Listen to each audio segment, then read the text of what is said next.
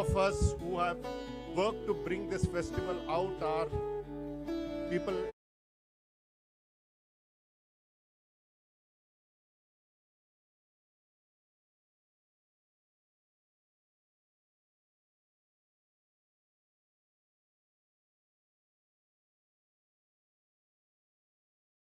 Celebrate the life and work of Mahmood Jamal. Mahmood Jamal was one of the pioneers of multicultural television in Britain. The panel will no doubt discuss his work. What I wanted to mention here is that he was also a poet. He had a dozen collections published in total, including Sugar-Coated Pill in 2007 and The Dream and Other Poems in 2020, and was widely anthologized. One of the prominent poetry platforms he joined was Apples and Snakes, which features the voices of scores of poets from the minority ethnic communities of Britain. This poetry collective has also brought the benefits of new oral traditions, dialects, and poetic forms to contemporary English poetry. Mahmood Jamal also produced several volumes of translations from Urdu into English, including the Penguin Book of Modern Urdu Poetry, 1986, and Islamic Mystical Poetry, 2009. Our panel today is moderated by Monia Acciari, who teaches and researches cinema and television history at the Montfort University in the UK. Her areas of research include film festivals, Bollywood, New Wave Indian cinema, transnational and world cinema, and archival research. She is an associate director of the UK Asian Film Festival and the principal investigator of the project Multilingual Euro-Bollywood, an imaginative language workshop. Welcome, Monia Acciari. Thank you, Our next panelist is Ahmed Jamal. He's a film director who's a film director and producer. His company, First Take Limited, has produced programs for the BBC, Channel 4, HBO, and other international broadcasters. The feature film Raham, an adaptation of Shakespeare's Measure for Measure, directed by him, was screened on Channel 4. His 2006 feature documentary for HBO, The Journalist and the Jihadi, The Murder of Daniel Pearl, received 2 Emmy nominations in 2008, and that year won the Indian National Film Award for Best Documentary. His other awards include the British Film Institute Award for Independent Cinema. Most recently, he completed work as a consultant producer on an international feature documentary, Ahimsa about Gandhi. Farrukh Dhondy is a British Indian writer. He studied in Pune, Cambridge, and Leicester universities. He writes fiction, non-fiction, journalism, stage drama, and has written extensively for TV and screenplays. His latest publications are Rumi, a New Collection in 2020, and a 2021 life memoir entitled Fragments Against My Ruin. Welcome, all of you. And now I will invite Monia Acciari to take us through the conversation. I will return in about 30-35 minutes to field questions from the audience. Thank you. Monia, the screen is yours. Thank you, Nidhi. Thank you, Giri. Thank you so much for this lovely introduction. And I must confess that I'm among friends. So today, I guess we are going to have a lovely conversation to remember the work of Mahmood, who was a friend as well. I always like to start talking about Mahmood by saying that he was, as I said, a very good friend. We have been working together, and he was a teacher as well. Through him, I had the chance to appreciate even more Indian cinema, and we will be talking more about his work, but also poetry as well. And of course, I would like to I would like to let Ahmed speak about the book which we are launching here, which is Poet and Martyr.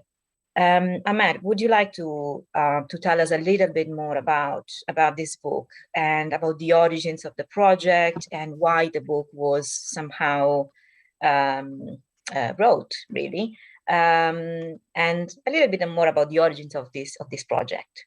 Okay. No, thank you very much, Monia, and I'm grateful to you and to Dr. Vijay Kumar and to Hyderabad Literature Festival for giving us this opportunity to launch Mahmood's book, which he would have been delighted with, that is being launched in India, where we hope that somebody may look at it and a publisher may come along and publish it. This book has been a labor of love by my sister, Dr. Farida Jamal in Malaysia, who got hold of all the stuff Mahmood had written, but wasn't published in his lifetime. He was about to publish it, but unfortunately, he passed away due to COVID in December 2020.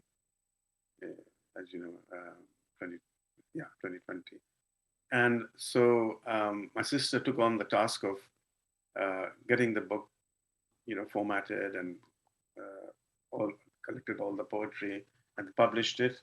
And I have the great pleasure in launching this book, which is called Sarmad, Poet and Martyr. And I'd like to just, instead of saying it, I'd like to read what Mahmood has written. It's a couple of, it's about 2-3 pages.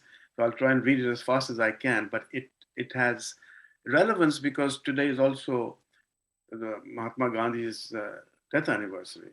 And it starts off with our family connection with both Sarmad through the Sufi tradition that we are from, particularly in the shrines that we're connected with, from my maternal side in Dhondy Sharif, which is reportedly probably the best Qawwali sessions that take place in India, and where we heard a particular song or ghazal written by Sarmad, which is often sung in those sessions and also in weddings. Barti Mehfil Shahana Mubarak Bashad, Sakhiya Bado Paimana Mubarak Bashad. It's a celebration. So Mahmood writes this: I first came to appreciate Sarmad's intriguing and sometimes rebellious rubaiyat through my family history. My grandfather Maulana Abdul Bari Firangi Mahli quoted a rubai of Sarmad as a comment on his relationship with Gandhi during the non-cooperation and Khilafat movement in the 1920s. It was an ironic and witty way of silencing his critics. Sarmad Dardeen Ajab Shikaste Kardi, Iman Bafidaye Chashme Maste Kardi, Umares ke Baayat Ahadis Guzasht, Rafti o Nisare But Paraste Kardi. So he says, Sarmad, what havoc on religion you have bestowed. You have sacrificed belief for a pair of languid eyes. Having spent your life on Hadith and the Quran divine, you went, and to that idol worshipper, your life consigned. And then later, my father, Maulana Jamal Mia, speaking on All India Radio immediately after Gandhiji's assassination in 1948, and paying tribute to him, quoted Sarmad again. Sarmad ghame ishq bul havas rana dehand, soz dile parwana magas rana dehand, umre bayat ke yar bayat bakinar, ee daulate Sarmad hamara kasna dehand. Sarmad, the sorrow of love is not given to the pleasure seeker. The burning of the moth is not given to the bee. It takes a lifetime for the beloved to come to your embrace. This wealth and fortune do not come to all and sundry. Apart from the above 2 rubais, quatrains, and a couple of ghazals I heard during Qawwali sessions, I knew little about Sarmad's poetry till a friend in London sent me a book which had most of Sarmad's rubaiyat. Further, it had an enthralling and poetic mystical essay entitled Sarmad Shaheed by Maulana Abul Kalam Azad. I read the book with keen interest and got familiar with not only with the details of Sarmad's life, but also his poetry. Since then, I've been fascinated by his poetry, and for the last few years, I decided to translate Rubaiyat of Sarmad bit by bit with help from my brother Ahmed Abdul Bari. And now I have enough translations under my belt to produce this book. This is a representative selection, though not all his rubaiyats. My approach to this book has been to introduce Sarmad and his rubaiyat to an English-speaking audience, something akin to Fitzgerald's rubaiyat of Umar Khayyam, but more faithful to and taking less liberties with the original. I have not used parallel Persian text deliberately, partly to recreate the original in English for English readers, and partly to make it a convenient publication from typesetting point of view. I see each rubai quatrain as a stand-alone poem. Sarmad has gone down in Indian history as a martyr and is celebrated in Sufi circles in South Asia as a lover of God and an innocent man unjustly killed for blasphemy. Most agree, however, that this was done because of political intrigue rather than demands of Sharia, as we shall see from Maulana Azad's excellent essay translated by me from Urdu and reproduced below. Apart from being a masterpiece of Urdu literature, this essay, first published in 1910, is a manifesto of humanist and enlightened Islam, hence its relevance to our times. It has been printed and reprinted in Urdu many times since it first appeared. I feel it is time for it to reach a wider audience. Mahmood Jamal 2020. And apologies for reading that, but I thought that sets up the book so well that I couldn't resist reading it, although as you can tell, reading is a bit boring. Thank you. Thank you, Ahmed. It's through you. And of course, this is very personal. Perhaps Farrukh might agree with me. It gave us the chance to hear him in a way, to hear his voice. And I would be able to imagine him writing it, mumbling it, and somehow putting together this text, which was very beautiful and very important for me to understand. Of course, I don't work on translation studies, but there is something that kind of makes me think about translation, which is also interpretation and interpreting culture, and to making sure that those cultures are somehow translated to a wider audience, which not necessarily is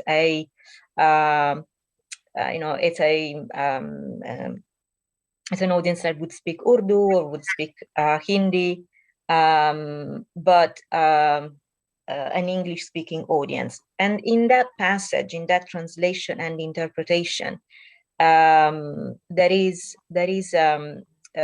my kind of next question that goes to Ahmed. Yes, please.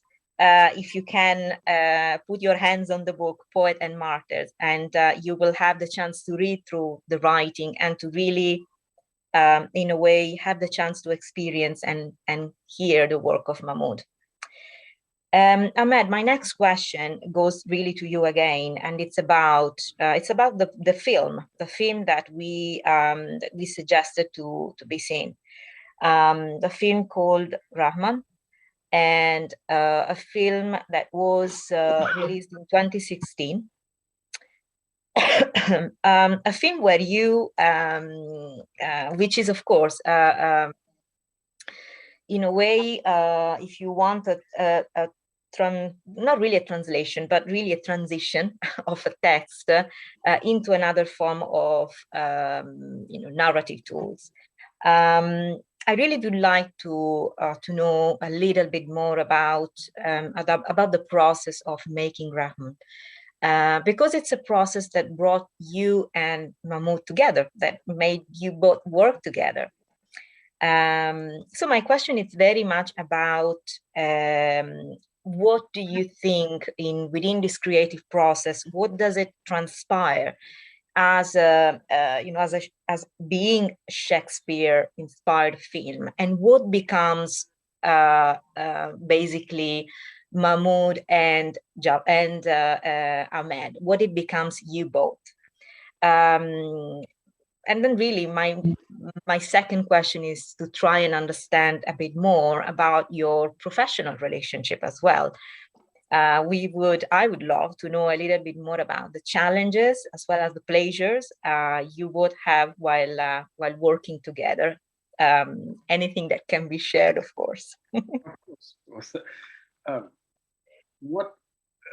I'll answer your second question first, because I went to film school, and Mahmood was very active culturally, and Farrukh might tell you later, on the cultural side of things since he came to England in the 60s. After that, with his poetry and with his cultural activities, he came into contact with intellectuals and writers and artists, particularly from the diaspora in the UK. I mean, I think he met people like Farrukh before even Jamal came into existence, and other well-known Black and Asian and Indian and Pakistani and subcontinental and people from South American intellectuals and writers. I set up something called, initiated something called the Retake Film and Video Collective, which is the first Asian film and video workshop in this country. And Mahmood then joined it, and obviously because of his cultural connection, it was very helpful. At that time, there was funding from Greater London Council. There was a greater awareness suddenly of racism in this country. So, and Mahmood's work with issues in the third world placed us in a position to be able to set up that organization. And then we worked together in the 80s. And then with the advent of Channel 4, we got funding from Channel 4. Then when that came to an end, Mahmood set up his own production company, which perhaps Farrukh will talk to you about. And they worked on a series of things which were the first of, pioneering in many ways. And Farrukh Dhondy himself, the pioneer of that. But later on, we produced different kinds of things. Mine was quite a lot with the Middle East, with politics. Mahmood was more cultural, more intellectual, more like he did things which we'll talk about later, Songs and Memories, Peacock Screen, music programs, that sort of thing. And then I think after 2000, from 2003 or 4 onwards, he was working on Grahan. He saw, and I remember him telling me he saw Measure for Measure, a performance of it. And he was completely taken by it because he realized that this was one play of Shakespeare which he felt could be taken in total without any adaptation and changes and transported to another society where you could have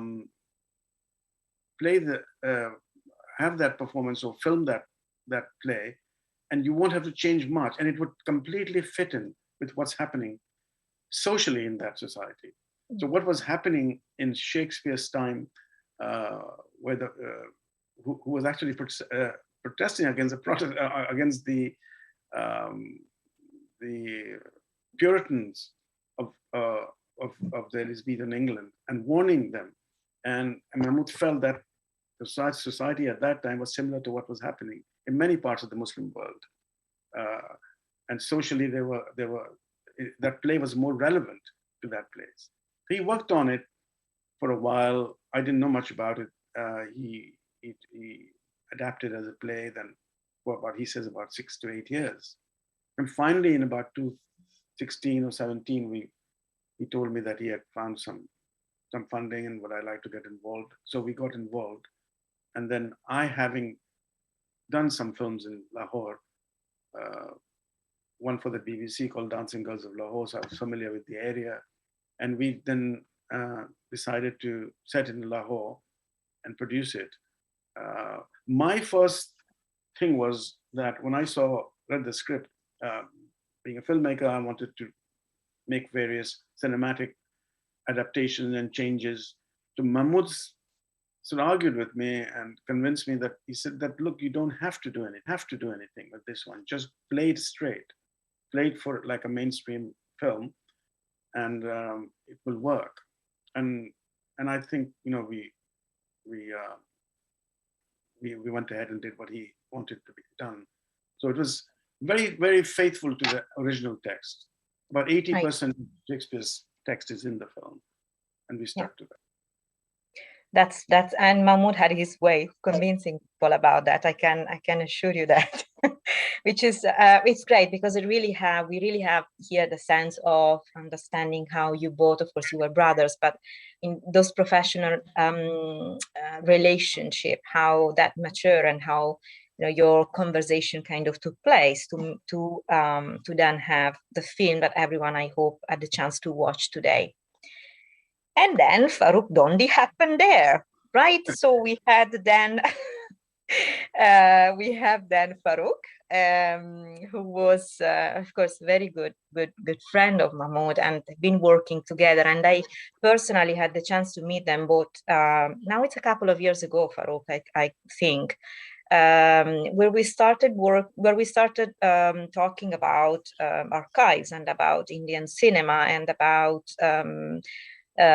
communities and diaspora and so on. And so those conversations really gave me the chance personally to know them both. Now, while knowing them, of course, what happened in this conversation, I have to reveal that there are a lot of laughs as well, a lot of pulling the legs of each other. And I really like that energy and that synergy between Mahmood and Farrukh. Farrukh, when did you meet? When that happened? When did you both meet? Throughout the 70s and 80s, I knew Mahmood as a cultural figure, as a poet. And sometimes I would see him in the audience when I was on the platform, and I would be in the audience when he was on the platform. I can remember one remarkable occasion when we were at Warwick University, and I was on a platform with V.S. Naipaul. And I didn't talk to Naipaul, but Mahmood did afterwards. And Naipaul said to Mahmood, and Mahmood immediately came and told me, he said, Naipaul says, you're a rogue who doesn't believe in anything. And so we were, in that sense, you know, Mahmood and I shared kind of cultural understanding. But I really got to know him well when I became commissioning editor at Channel 4. I was given that position, and my job was to bring in people from the new communities of Britain to produce things, to write things, and to reflect the life of the new communities of Britain. The life, the culture, the background, the history, whatever, right? And so Mahmood was extremely instrumental in being one of the chief producers on whom I relied to do different things. I mean, I'd started a political program with Tariq Ali and Darkus Howe to do West Indian and Asian politics. But Mahmood wasn't in that game. He was in the cultural game. And I can tell you about 4 or 5 or 6 very prominent and eminent things that he did for me, if that's what you want me to do. Well, yes, if we got some time, so yeah, go ahead.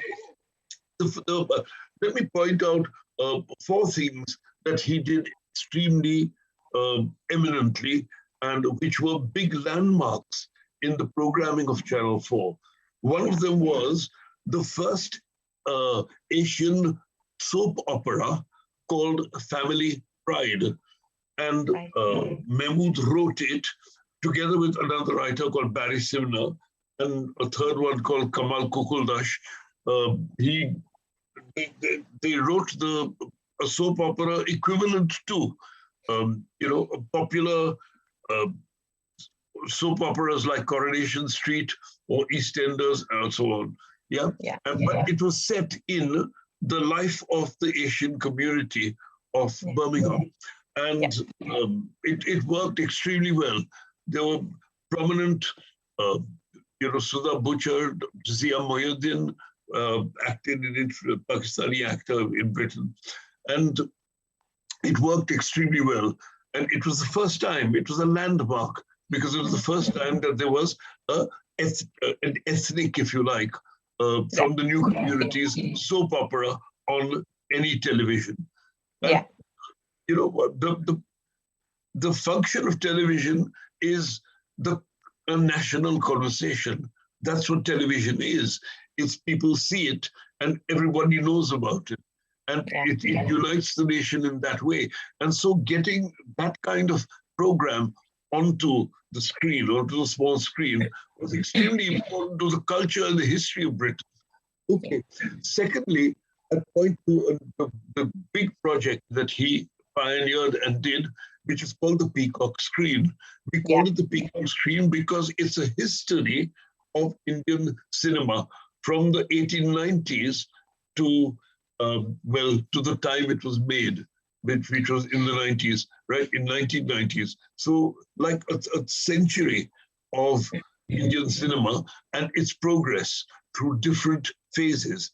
And for that, he spent, of course, with a director and other people, researchers, a lot of time in India, months in India, interviewing directors, actors, musicians, writers, dancers, all sorts, right? And when he must have interviewed, what, a few hundred people. And of course, we had to edit that down into the hours of television that would make up that history. But from that, he still had the archive. He had an archive of interviews with extremely important actors, directors, both from from what we call Bollywood now, from the popular Indian cinema, and from the what we call art cinema, or the non-mainstream cinema of the regions. So Farrukh, on that note, can I actually just interrupt you for a moment? Because from that archive, which is an archive very dear to all of us, I just got a brief video to show to everyone, which is a video of one of those interviews with Shaban Azmi, where there is a really the beginning of this video. It's very much about that interest that Mahmood had on kind of exploring art cinema and Bollywood and the intersection of all those. I'm just going to share with everyone my screen, and I'm going to share just a few minutes of that video. Explain that I wasn't in the so-called parallel cinema and then made the leap to commercial cinema, or what we call mainstream cinema, because I was doing both kinds of cinema right from the beginning. And it is, in a sense, it's like adapting to a different medium. Like when you work for television, or when you work for theatre, or when you work for cinema, you adapt to a different medium. So when you're working for the parallel cinema, the difference is basically in the sensibility of the film. But and so it's a question of adjusting your acting to the level of whatever is happening there. But it's not very different from that. It isn't, because, I mean, for instance, I was shooting for a film called Kamya, which was made by one of the South Indian directors in Madras. And at the same time, I mean, I was shooting where I was singing all these Hindi film songs and all that, and dancing with Jitendra. And then I was catching the flight and coming to Calcutta, and I was working in Par. And I was doing both, you know. So it's a question of sort of adjusting to it. Otherwise, it's not terribly different. What I meant was that it seems that in parallel cinema, the roles are much more serious and you have to give them more attention, whereas in commercial cinema, it's just fitting into the script somehow. Yes and no, because I think that if you're a sensitive person and if the role is well written, as it is wont to do in parallel cinema, little more than it would in mainstream cinema, then I think once you get the sur of the character and you start performing, it I think somewhat makes the task easier, because the reality of the film is closer to reality back home and one can appreciate and connect with that. Whereas it is so fantastic in mainstream cinema that for me the adjustment was the other way around. It was to get used to the song and dance, of the mainstream cinema and to make completely absurd situations as credible and as believable as you could possibly make it, where the real challenge lay, you know. So in fact, I think for me it was the reverse. But without sounding facetious, I think that acting remains an art, and it really is like adapting to a different medium more than anything else. What I'll stop sharing. And I think this was actually pretty interesting extract from from a few digitized interviews we currently have. But there is a cogent topic that was very dear to Mahmood. Farrukh, can you tell us more about Mahmood's feeling about art cinema, Bollywood cinema? Where was his heart? No, I think that Mahmood appreciated both sorts of cinema. He saw the metaphors in Bollywood cinema. So he knew, right, and he knew the correct questions to ask of the performers, of the directors, and he was the sole intellect behind those questions, because you can't do 200-300 interviews without knowing your subject very intimately. So he knew what to ask Shabana, and he knew what to ask, can we say, somebody, a Bengali film director who had a contempt for Bollywood cinema.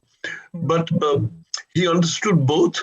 He understood that song and dance in popular cinema were metaphors for sex, romance, and so forth. So when people dance amongst the trees, as they say, that's the cliche, they really mean that they are romancing each other in some way. They're forming a relationship. So Mahmood went about questioning those people, and the director, who was a Dutch Englishman, didn't know much about Indian cinema at all, but he knew where to put the camera and, how to adjust the picture. He didn't know about Indian cinema. It was Mahmood who was, the life and soul of the party, who knew what the intellectual content of that was. Of course, one discussed it, one discussed what the progress of the peacock screen would be, what the history amounted to, and where it went. And Mahmood exploited that discussion in the interviews. So that archive is still alive. And of course, the peacock screen is very much a historical piece on Channel 4 television. And of course, it's one of the unique histories of Indian cinema. I don't know of any other that has been made. I'm sure they have been made, but that four-parter was really groundbreaking, and Mahmood's contribution was invaluable.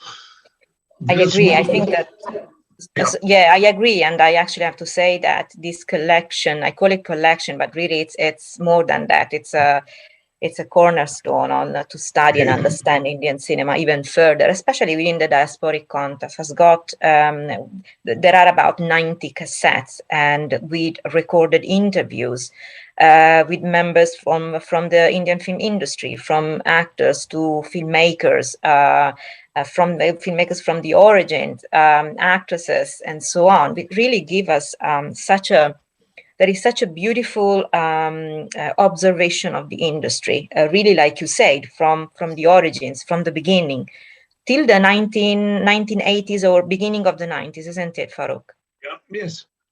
Till the time it was made, Peacock Screen was made, it's a museum of Indian cinema, that archive. And if anybody is interested, they should get in touch with Monia. Thank you for the promotion of that. But let's put this in context. We are talking about, clearly it is for us very important because we are commemorating the work of Mahmood, and also this collection is what brought us together, and that is a lot of our conversation really are about this collection, which shortly should end in the physical format of the collection will be ending in BFI. And then we will be working to digitize. Yes, Yeah. exactly, to digitize it, and hopefully the digitized version of this collection will come to the Montfort University as part of the Indian cinema collection that we already have. So I just wanted to give some context to everyone about why we are talking about this collection and how this collection really brought us together. Farrukh, go on with So yes, please. The other thing that Mahmood brought me was, as a commissioning editor, he came to me and said, I want to bring the Qawwali singers of Pakistan to Britain, because you haven't got that at all. And of course, the entire Asian population of Britain loved Qawwali, but it wasn't represented on television at all. Yeah. So the first thing that Mahmood did was fixed for 3 Qawwals, very famous Qawwals, to come from Pakistan to Britain and do concerts which we would record with huge audiences. And when I went to my program controller to look for slots where to put these live performances, I said, I want a 3-hour slot for each singer. And my controller, an Englishman, Paul Bonner, said, 3 hours? Like, what, you want to kill Channel 4? And I said, no. He said, what time? What time? And I said, from kind of 11 o'clock in the day. I said, no, 11 o'clock at night onwards. He said, what, you want 11 to 12 to 1 to 2? I said, yes, that's when Qawwals are singing to their audiences in India and Pakistan. Yeah. And he said, if you want after 11 o'clock, yes, fine, you can have your 3 hours. And so we brought Pervin and Nusrat Fateh Ali Khan I was saving that for the last. Because Nusrat Fateh Ali, of course, was a great Qawwal singer. And he and his troupe came. We did first one concert and then sometime later another concert because it was extremely popular. And there were all sorts of incidents in those programs. But Nusrat did, it was Mahmood Jamal who brought these Qawwals to, and it was an achievement and again a cornerstone in television broadcasting in Britain. Yeah, absolutely. His work was, yes, I absolutely agree. It was invaluable. In fact, I think one of the questions I want to ask you, it's a very open question, but it's to both of you. What did he do for the diaspora? What did he do for the diaspora? Well, as a television personality, as a person who was producing, he brought the history, the culture, and an intimacy with that history, that culture, and with the current lives of the new communities of Britain, the new Asian communities of Britain, Pakistani and Indian and Bangladeshi, to the screen. And that is an invaluable piece. It makes an integration of the new communities into the conversation of the nation. Yeah. So, that's an extremely, it's much more important than being a politician representing the communities, or doing the work, even those are valuable works. But this is something that causes the integration and therefore makes the multicultural, the multi-ethnic history of Britain a reality. Yeah, I really agree on that. And to me, the work of Mahmood, I'm of a different type of diaspora, let's put it like that. But really the work of Mahmood allowed me to appreciate a lot more and to know a little bit more about how those programs were constructed for the diaspora. I really had the chance to understand not only have further insight into the cinema, into cinema, Indian cinema. Really, it was very much about how those discourses were built for television and for a television channel like Channel 4, how those programs were actually addressing and trying to build those connections for the diaspora with their homeland. So it is an absolutely beautiful homage of what you both are mentioning. I know Giri is back on screen. That means that we should be back with the audience. But I have 2 points, if you don't mind, about Mahmood, which I really would like to cover. It's one final point with both of them. We have been speaking about Mahmood as a writer, as a poet, as a filmmaker, as producer, and so on. But I really would like to have a final point of our conversation about Mahmood as an activist. I would like to know more about, is there anything that you would like to share about him and his social commitment as activist? Perhaps it would be nice if you could share with us a message for the youth. Well, I can just say that I think even in 1984, he got the Minority Rights Group Award for his poetry and translations and critical writings as early as that. So his activity on the cultural front was a very important part of his life, particularly in the 70s and the 80s. And it carried on in cultural events, in poetry readings, in anti-racist meetings and conferences. He was very vocal. Yeah. And also, even recently, he has been, for example, conducting courses on the history of the Urdu Ghazal at the Royal Asiatic Society for the last 2-3 years. And he was awarded money from the Arts Council. And he was telling me a very interesting anecdote. He said the table that he used to have his lecture, which is at the Royal Asiatic Society, that table was taken from the Rani of Jhansi by the British. Yeah. So he was quite peeved by that. And he was continuing on. He was going to do further things. And his involvement also in the art side. A colleague of his, Rashida Rain, he was working with him. They were setting up like a restaurant come gallery in Dalston. Mahmood was actually managing that. So he was, in fact, he became more active towards the last few years of his life. But unfortunately,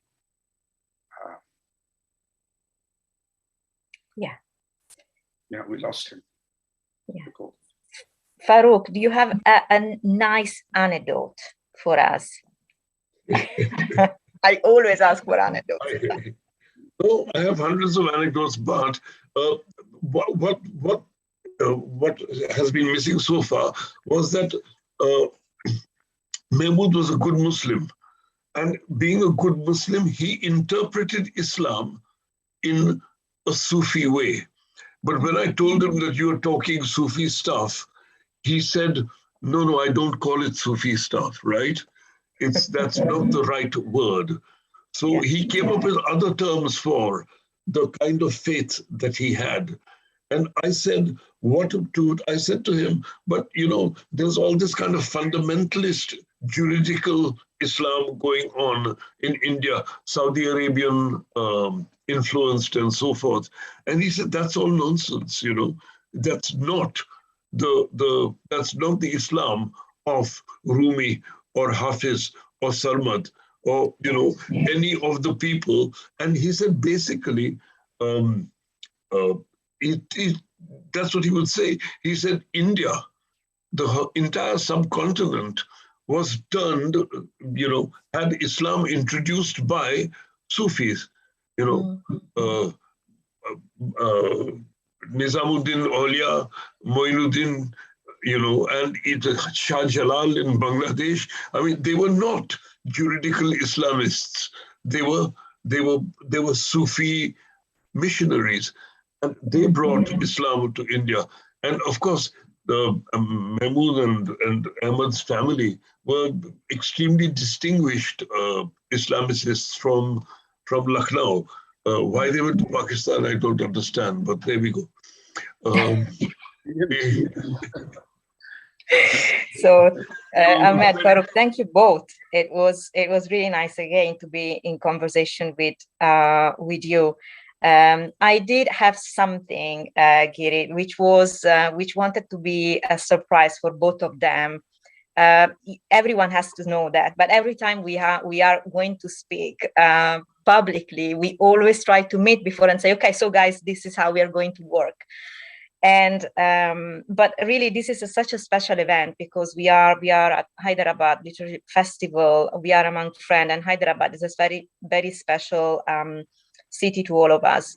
And I'd like to really end actually with Mahmood on screen, if that's okay with everyone. I have a small video that Mahmood shared some time ago, perhaps is available, but when we were talking archives, sometimes we also exchanged a few emails, and I told him, Mahmood, you know, COVID is being away from home and from people is kind of making me think about other things that I wouldn't otherwise normally think about. And I've started reading something here and there about Rumi. And he told me, oh, Monia, I got something for you to watch. So he sent me this long kind of lecture that he gives and readings. And there is one bit I would like to share with everyone because it's very dear, I guess, to all of us, but it's certainly very dear to me as well.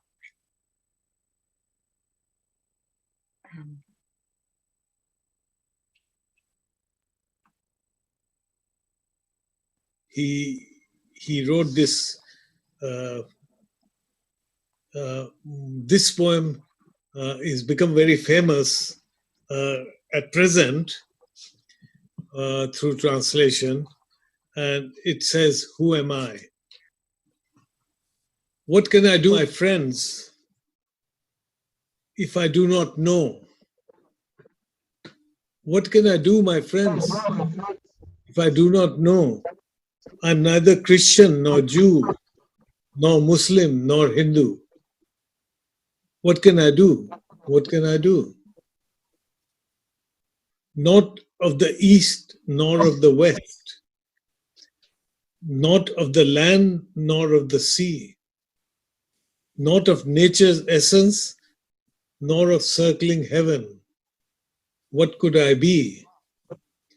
Not of earth nor of water, nor of fire nor of air, not of the land nor of the sea, not of being nor of existence, neither Indian nor Chinese, nor Bulgar am I. Nor do I come from Iraq or Saksin, nor from Khurasan's earth am I. I am not of this world or the next, nor of paradise or hell am I. My place is the placeless, my trace is the traceless. I have no body or soul, cause I belong to my beloved entire whole. I have cast. Sorry. Sorry.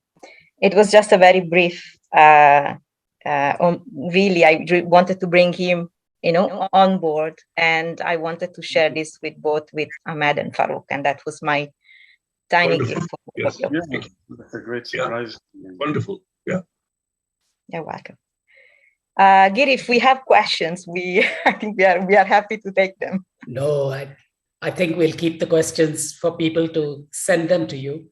What a pleasure it was listening to friends remembering affectionately and with insight a dear departed friend. It brought tears to my eyes. Thank you very much. Thank you all of you. Thank you for the warm tribute to a life of art and culture, well lived and richly merited this remembrance. Thank you so much. Thank you. Thank you, Giri. Thank you very much.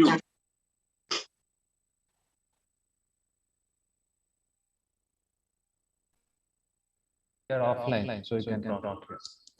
Oh, thank you. Thank you so much.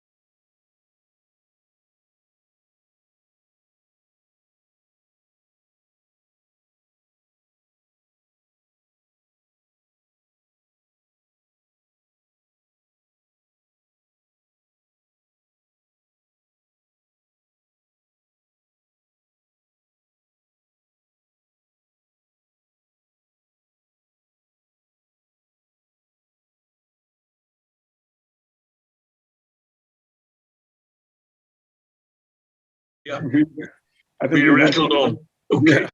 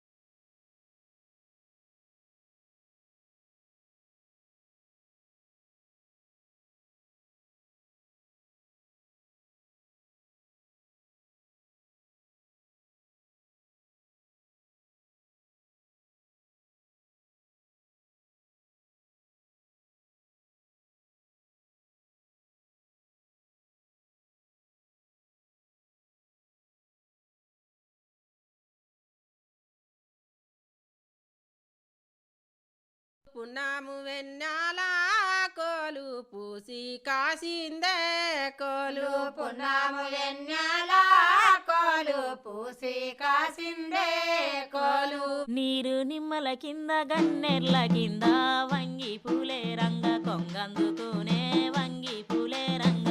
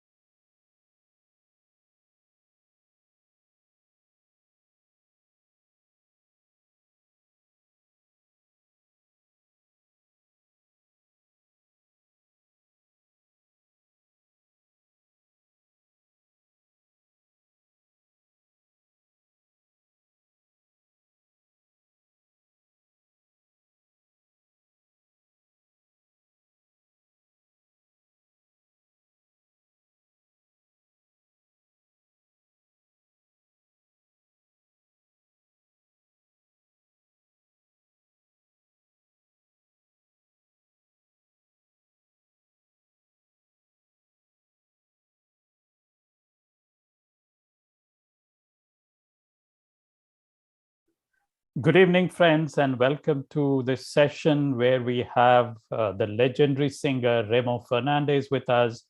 And in conversation with him would be Nidhi Razdan.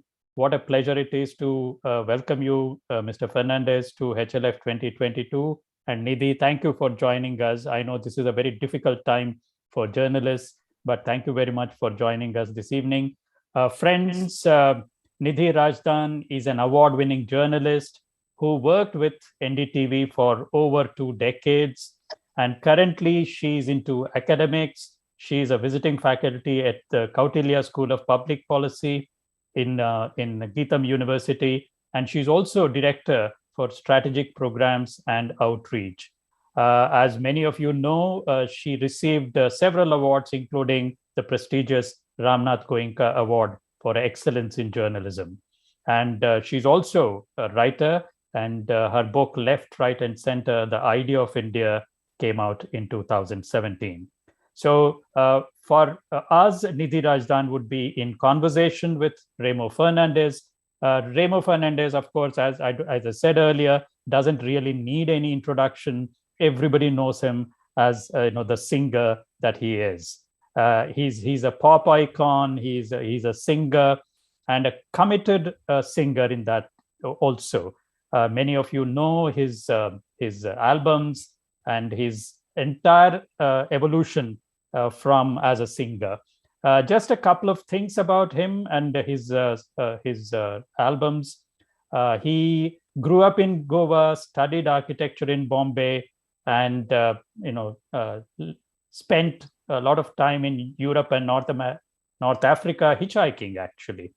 And when he returned to Goa in his mid-20s to pursue the only thing that he loved, which is music and art and writing.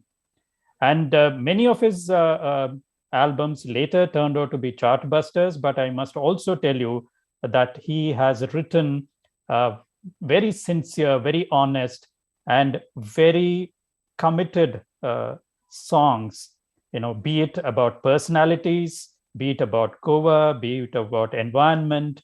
And for that, I think he was also got into trouble a couple of times for his songs. All I would now like to say, and because I don't want to sit between you and Remo, is that the book that we are discussing is his autobiography, Remo, the autobiography, and in which he traces both his professional highs and lows, as well as his personal triumphs and tragedies. And what is remarkable about this book is this utter honesty, the same honesty with which he wrote and sang his songs also comes through in his autobiography.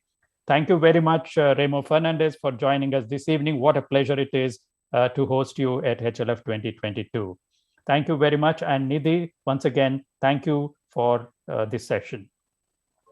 Thank you so much, Vijayji. It's wonderful to be here. I wish we were together in person, but I'll take the digital version, come what may. Remo Fernandes, it is such a pleasure to be able to be in conversation with you today. One has grown up and listening to your music, admiring you and the work you've done. So it really is an honor to be able to talk to you today.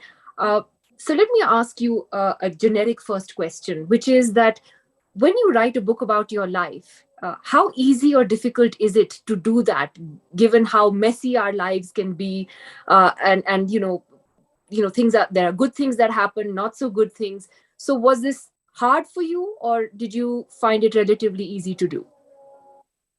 Before I answer the question, Nidhi, let me say a big hi to you and a big hi to Vijay and a big thank you to both of you. I've always wanted to be part of a literature festival. Always thought I would be a part of it as a spectator, as a reader, as somebody who loves reading books. Never expected myself to be there as an author, but I'm privileged to be here. Thank you very much. And to answer your question, it was actually not hard at all. I found that I'd read somewhere, somebody wrote, if you want to write about something, write about something that you know. And what do we know better than our own lives, our own life stories?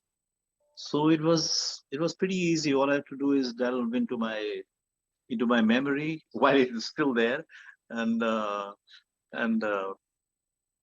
yeah, it was pretty easy, and it was very, very. It was almost therapeutic, writing out my own life and going back through all those years and decades. It's something that I would advise everybody to do, whether you're writing for the world or whether you're writing for yourself. I think it's something that everybody should do. It places you somewhere. It places you in your life somewhere when you go through your own life at a certain stage of it. So no, I wouldn't say it was difficult. I think it was a great pleasure doing it. And of course, there were passages which took me back again to that same shattered and depressed state of mind. For example, when I wrote about my band's accident and death, I went back for a whole week. I was back in that state of mind. It was almost traumatic all over again. What really struck out for me when I was reading the book was just how honest and raw it is. You haven't held back. Like you said, you went back to incidents and episodes in your life that were very difficult for you to deal with personally, whether it's your marriage or the death of your band, etc. Did you ever have second thoughts about whether you should put it all out there? And the reason I ask that is because I often find Indian writers, if they're writing about their own lives or even biographies, they're very, sort of polished. They gloss over the not so good stuff. And, you get a very sanitized version of their lives. So did you ever have second thoughts? No, I never had second thoughts really, because I love reading autobiographies too. And I always felt that most of them were exactly as you described, people glossing over their lives, including the international ones. I think the biggest joke was the Michael Jackson autobiography, which was almost like a little fairy tale that he put out to the world. But let's not get into names and stuff. The most honest one that I've ever read, I think, was one of the very first ones I read when I was in college. It was Elia Kazan's, a filmmaker, an American filmmaker. He was so brutally honest. It was like he was being merciless with himself. And I told myself, wow, if I ever write a book about my story, I'm going to try and be as honest. I remember thinking this right from that time. And well, that's what I try to do. That there is a limitation to it though. You can be honest to yourself and with yourself, but you also have a responsibility, responsibility towards the people that you're writing about. So you can't be as honest as you want about them or about their involvement in your life. So there was some criteria that I had to work around, but as far as I was concerned, I tried to be as honest as I could. Yes, because I don't think there's anything to hide. We're all human. We all go through the same things, the same thoughts, the same temptations, the same weaknesses. You can only identify with somebody who tells you that he has had the same weaknesses that you have, although you don't want to show them. You can only identify with the person. You can never think, I could never think poorly of a person who shows me that he also has the same weaknesses as me. Who's basically as human as the rest of us, basically. Exactly. So coming to the book again, you very vividly described growing up in Goa in the 50s and the 60s. It was, to put a, use a cliche, a much simpler time. Goa was much more pristine. You were born when it was still under Portuguese rule. And would it be fair to say that Goa is the real romance of your life? Your music was inspired from it, and that everything that you've become today is as a result of your influences from Goa. I'm sure you're right about that, Nidhi. Absolutely. Because those are my growing up years. And although the Portuguese left from Goa when I was 8 years old, for the next 10 years, nothing changed in Goa. Nothing changed. Not a single building came up. Not a single building went down. Not a single stone of a boundary in a village changed place. No tree disappeared from anywhere unless it fell, due to natural reasons during a storm in the monsoon. For 10 years, so until my age of 18, I lived in the same, Goa, which didn't undergo any changes at all until that time. So until the age of 18 is quite an age. Is quite a period of time. Your formative years, so all my formative life, I have lived in that Goa, and it was bound to influence me in everything I did and do, even today, I guess. Because I could never really totally identify with and blend with the other places that I visited and lived in, whether they were the other places in India or even in Europe. My Goan heart and my Goan, something in the back of my mind was always there. Goa always remained with me. Yeah. I found it very interesting also how you describe in a way, the small ways in which life did change when the Portuguese left Goa. I mean, you talked about the lovely European butter that you would have at the dinner table, and then the kind of cars that your father was driving when the Portuguese were there, and then the Fiat, which kind of came into your lives, the lives of Goan people, once it was came under Indian rule. Those are very interesting transitions. You really lived through a very, very historical moment. I mean, that whole transition from Portuguese to Indian rule. Yes, it was a historical moment indeed. And I find myself very lucky to be of the exact age which I am today because of all those transitions that Goa went through, and for having known, the Goa before those transitions, and for other reasons later on, for having lived through the Beatles' evolution. I just feel very lucky. A lot of youth today know the Beatles as this legendary band, but I actually lived through it. I actually lived through the digital revolution, evolution, invention, which have affected the whole world and are affecting it, and I feel very lucky. A few years before that, and I would have lived through a Second World War. I'm glad I did not. God knows what's going to happen a few decades from now. So I'm glad. I feel really lucky that I'm living now, that my whole life was in this period.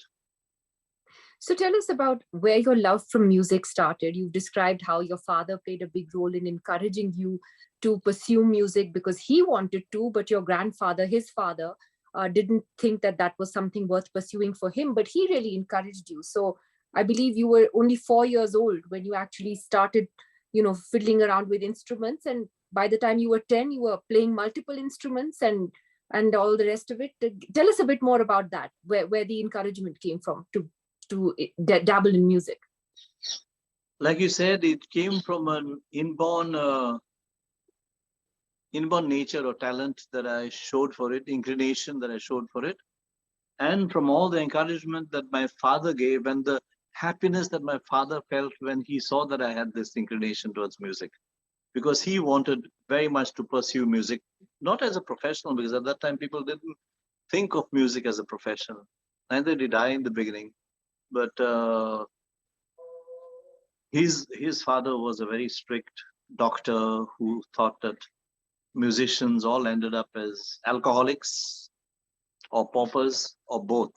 And he was right about those times. There wasn't a future in music except in a dance band which played at weddings and dances, and the musicians were fed in the kitchen with the rest of the waiters and cooks.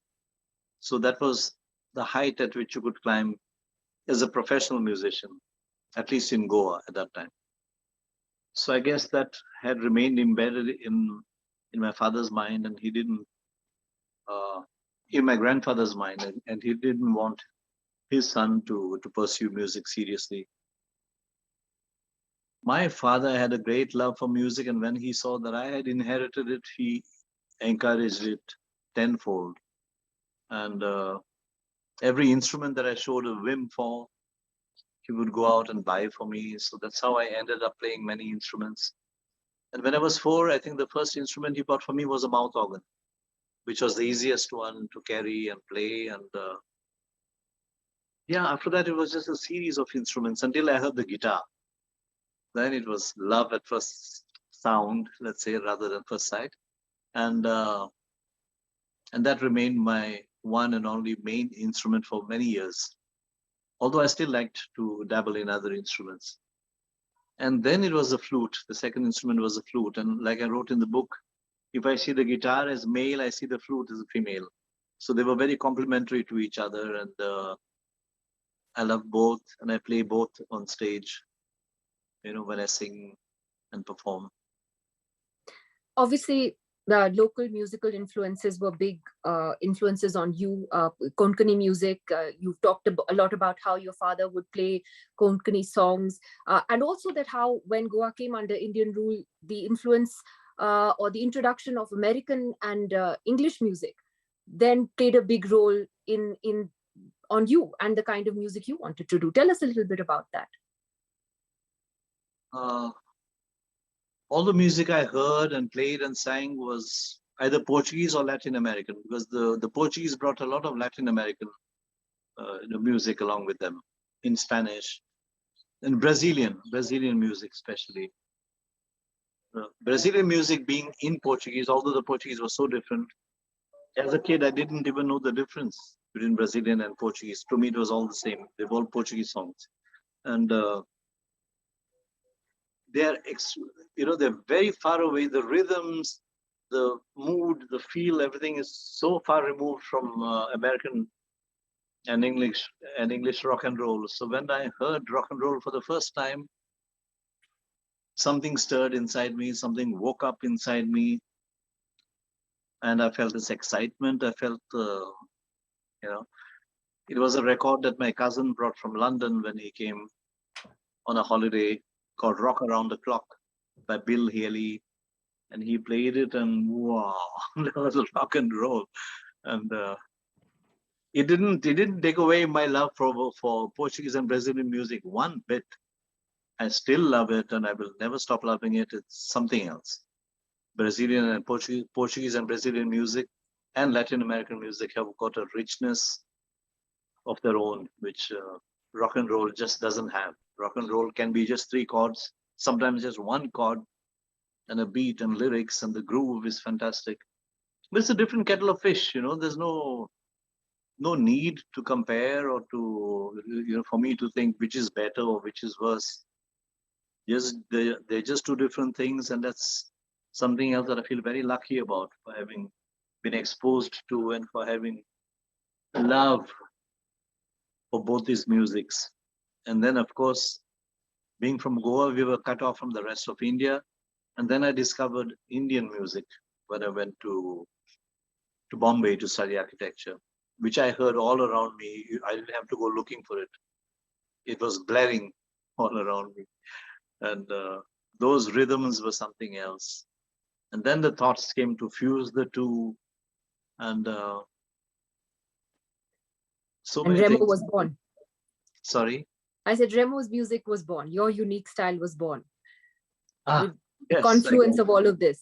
I guess, for example, O Meri Muni was a mixture of Qawwali and, let's say, reggae. There was a touch of Latin also in it. And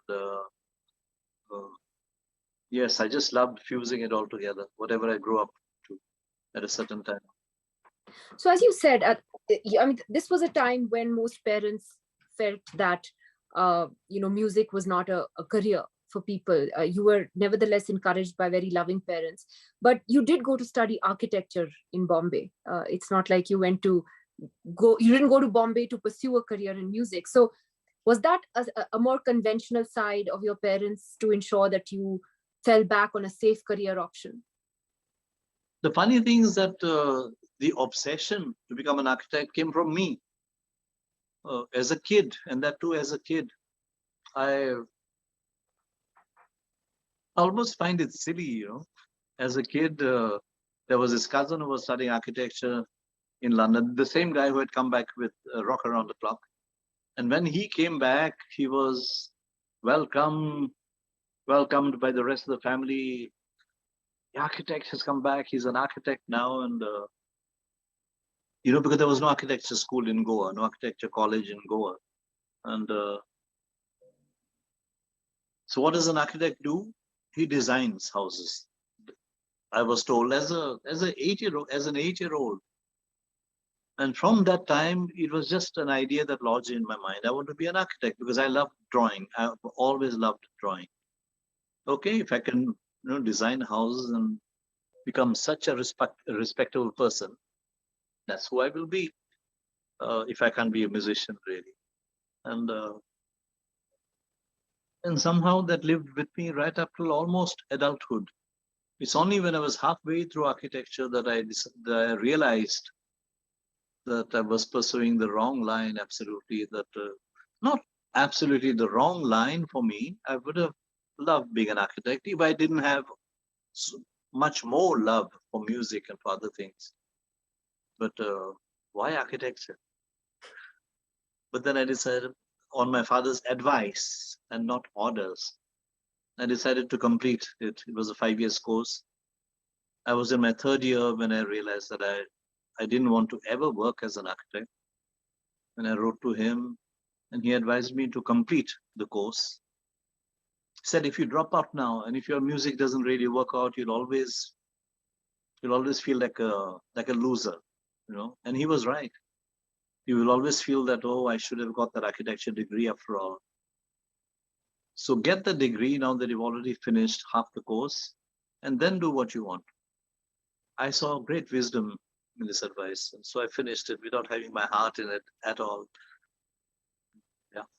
Well, it's interesting that it was something creative that you chose to, as a fallback career, and it's something that is also creative, very much like you as a musician. But tell me, we know how growing up in Goa influenced you in terms of your outlook towards life, towards music. But how did Bombay change you? I mean, here you were a young man, outside the confines of this sort of safety of your home and the safe space you had there, living in Bombay. That would have left a big mark on you as well. So what changed? How did Remo change in Bombay? He became more independent. He was the only son for the first 8 years in Goa who didn't know how to make a cup of tea, who didn't know to make his own bed, who couldn't boil an egg. And I just finished my school, right? When I joined architecture.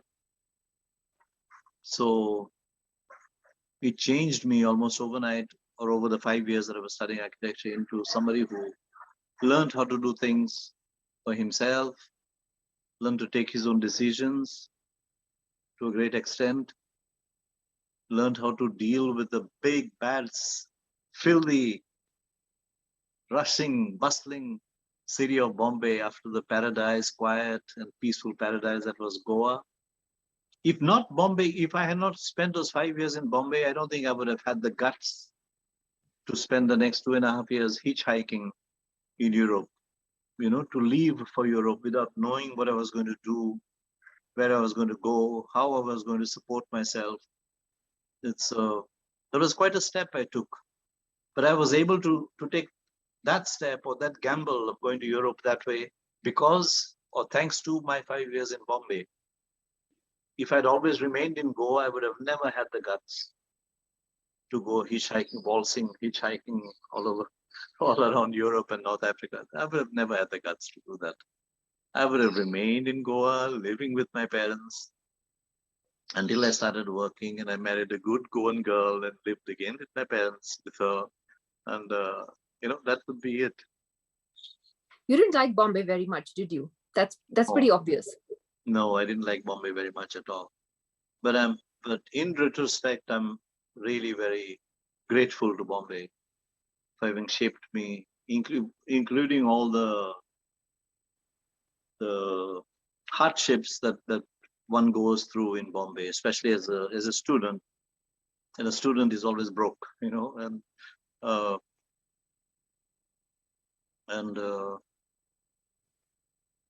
yeah, all the negative sides of Bombay also toughened me up, and they were a great school of life, those years in Bombay, absolutely.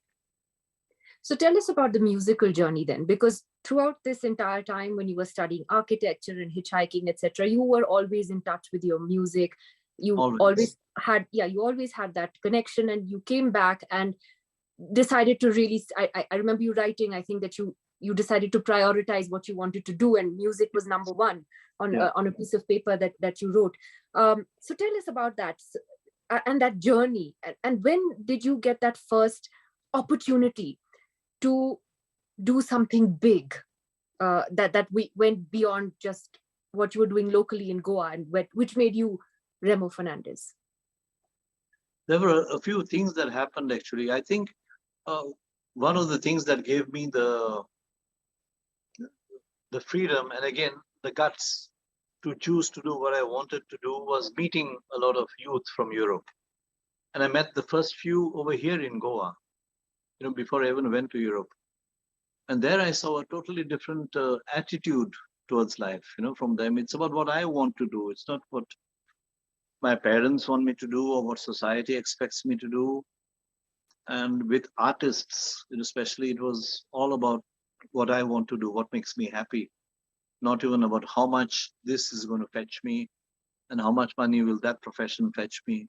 Even that was not important. The important thing was what I want to do. And that's what I decided to do. And I came back home, and like you rightly said, I made a little list on a piece of paper, on a notebook perhaps. What am I happiest doing in life? Number 1, music. Number 2, drawing. Number 3, writing. And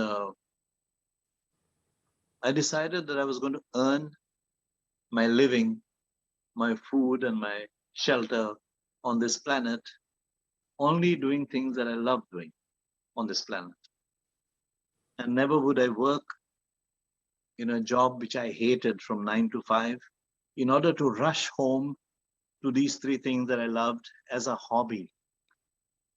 It's very sad when the things that you love most become just a hobby at the end of the day, when after you've worked at something you've hated from 9 to 5. I think it's there are 2 great blessings a man can have, or a person can have, in fact. Number 1 is finding something to work at which he really loves. And number 2, finding a life partner that he really loves. Because these 2 things, or one person and the other thing, actually take up most of our lives. And if you can find both these 2 things to be the things that we love most, that's it. Our life is made. We live a life of love, and we never work. We just play, whether it's mechanics, whether you're passionate about mechanics, whether you're the type who loves taking your motorbike apart and cleaning it up and putting it back together. And if you decide to work as a mechanic, it doesn't matter whether your father was a great doctor or lawyer. You shouldn't be ashamed to be a mechanic, because it's better to be a first-class mechanic than a third-class lawyer if your heart is not into law, or a third-class doctor, for goodness sake, going around killing people, man. So yeah, I'm sorry if I'm digressing and going off. No, it's very interesting, because you mentioned the 2 most important things, which is 1, finding a career that you absolutely love doing, something that you absolutely love with a passion, and finding someone you love. And there too, you've been very candid and very honest about your relationships, your marriage, which broke down, and what followed. And tell us a little bit about that. Again, you've been, as I said, very honest in admitting that you weren't a one-woman man. You strayed in your marriage. And I remember you writing after your divorce happened, which was very messy, that you kind of swore off, getting into a committed relationship ever again. Although life has turned out to be very different, though, today, hasn't it? It has, absolutely. Never expected this turn. So how sort of difficult was that phase for you when you realized that your marriage wasn't working out? It's very difficult to go through that. It is difficult. It didn't have to be so difficult. If 2 people can be mature, adult, and understanding about it, it can be a very easy phase for both and for the children. It can be very easy. But if even one doesn't accept it as something easy, as something which can unfortunately be a part of life, then it involves lawyers and courts and judges and lies and false accusations, just to prompted by the lawyer in order to win a case, and that makes it ugly. That makes it really ugly. I still remember a French consul, in fact, from Bombay, who told me that whatever you do, when my husband and I got divorced, our children were small, but they didn't even know that we were not getting along. They were not even aware of it.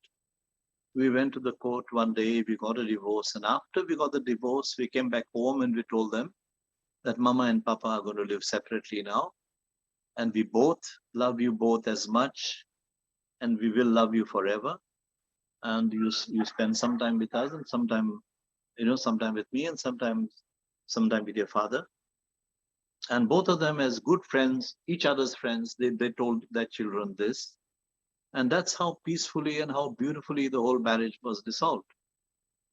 And she said one thing, never take away the other parent from your children, or never try to take away, never speak ill of the other parent to your children.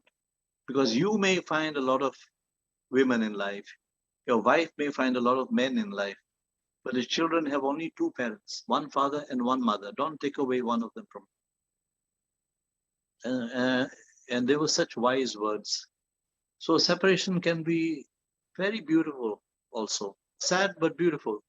Doesn't have to be ugly. Unfortunately, mine turned ugly because courts and lawyers and lies and accusations and blah blah blah were all brought into it, which I didn't go into all those details in the book, because that's not what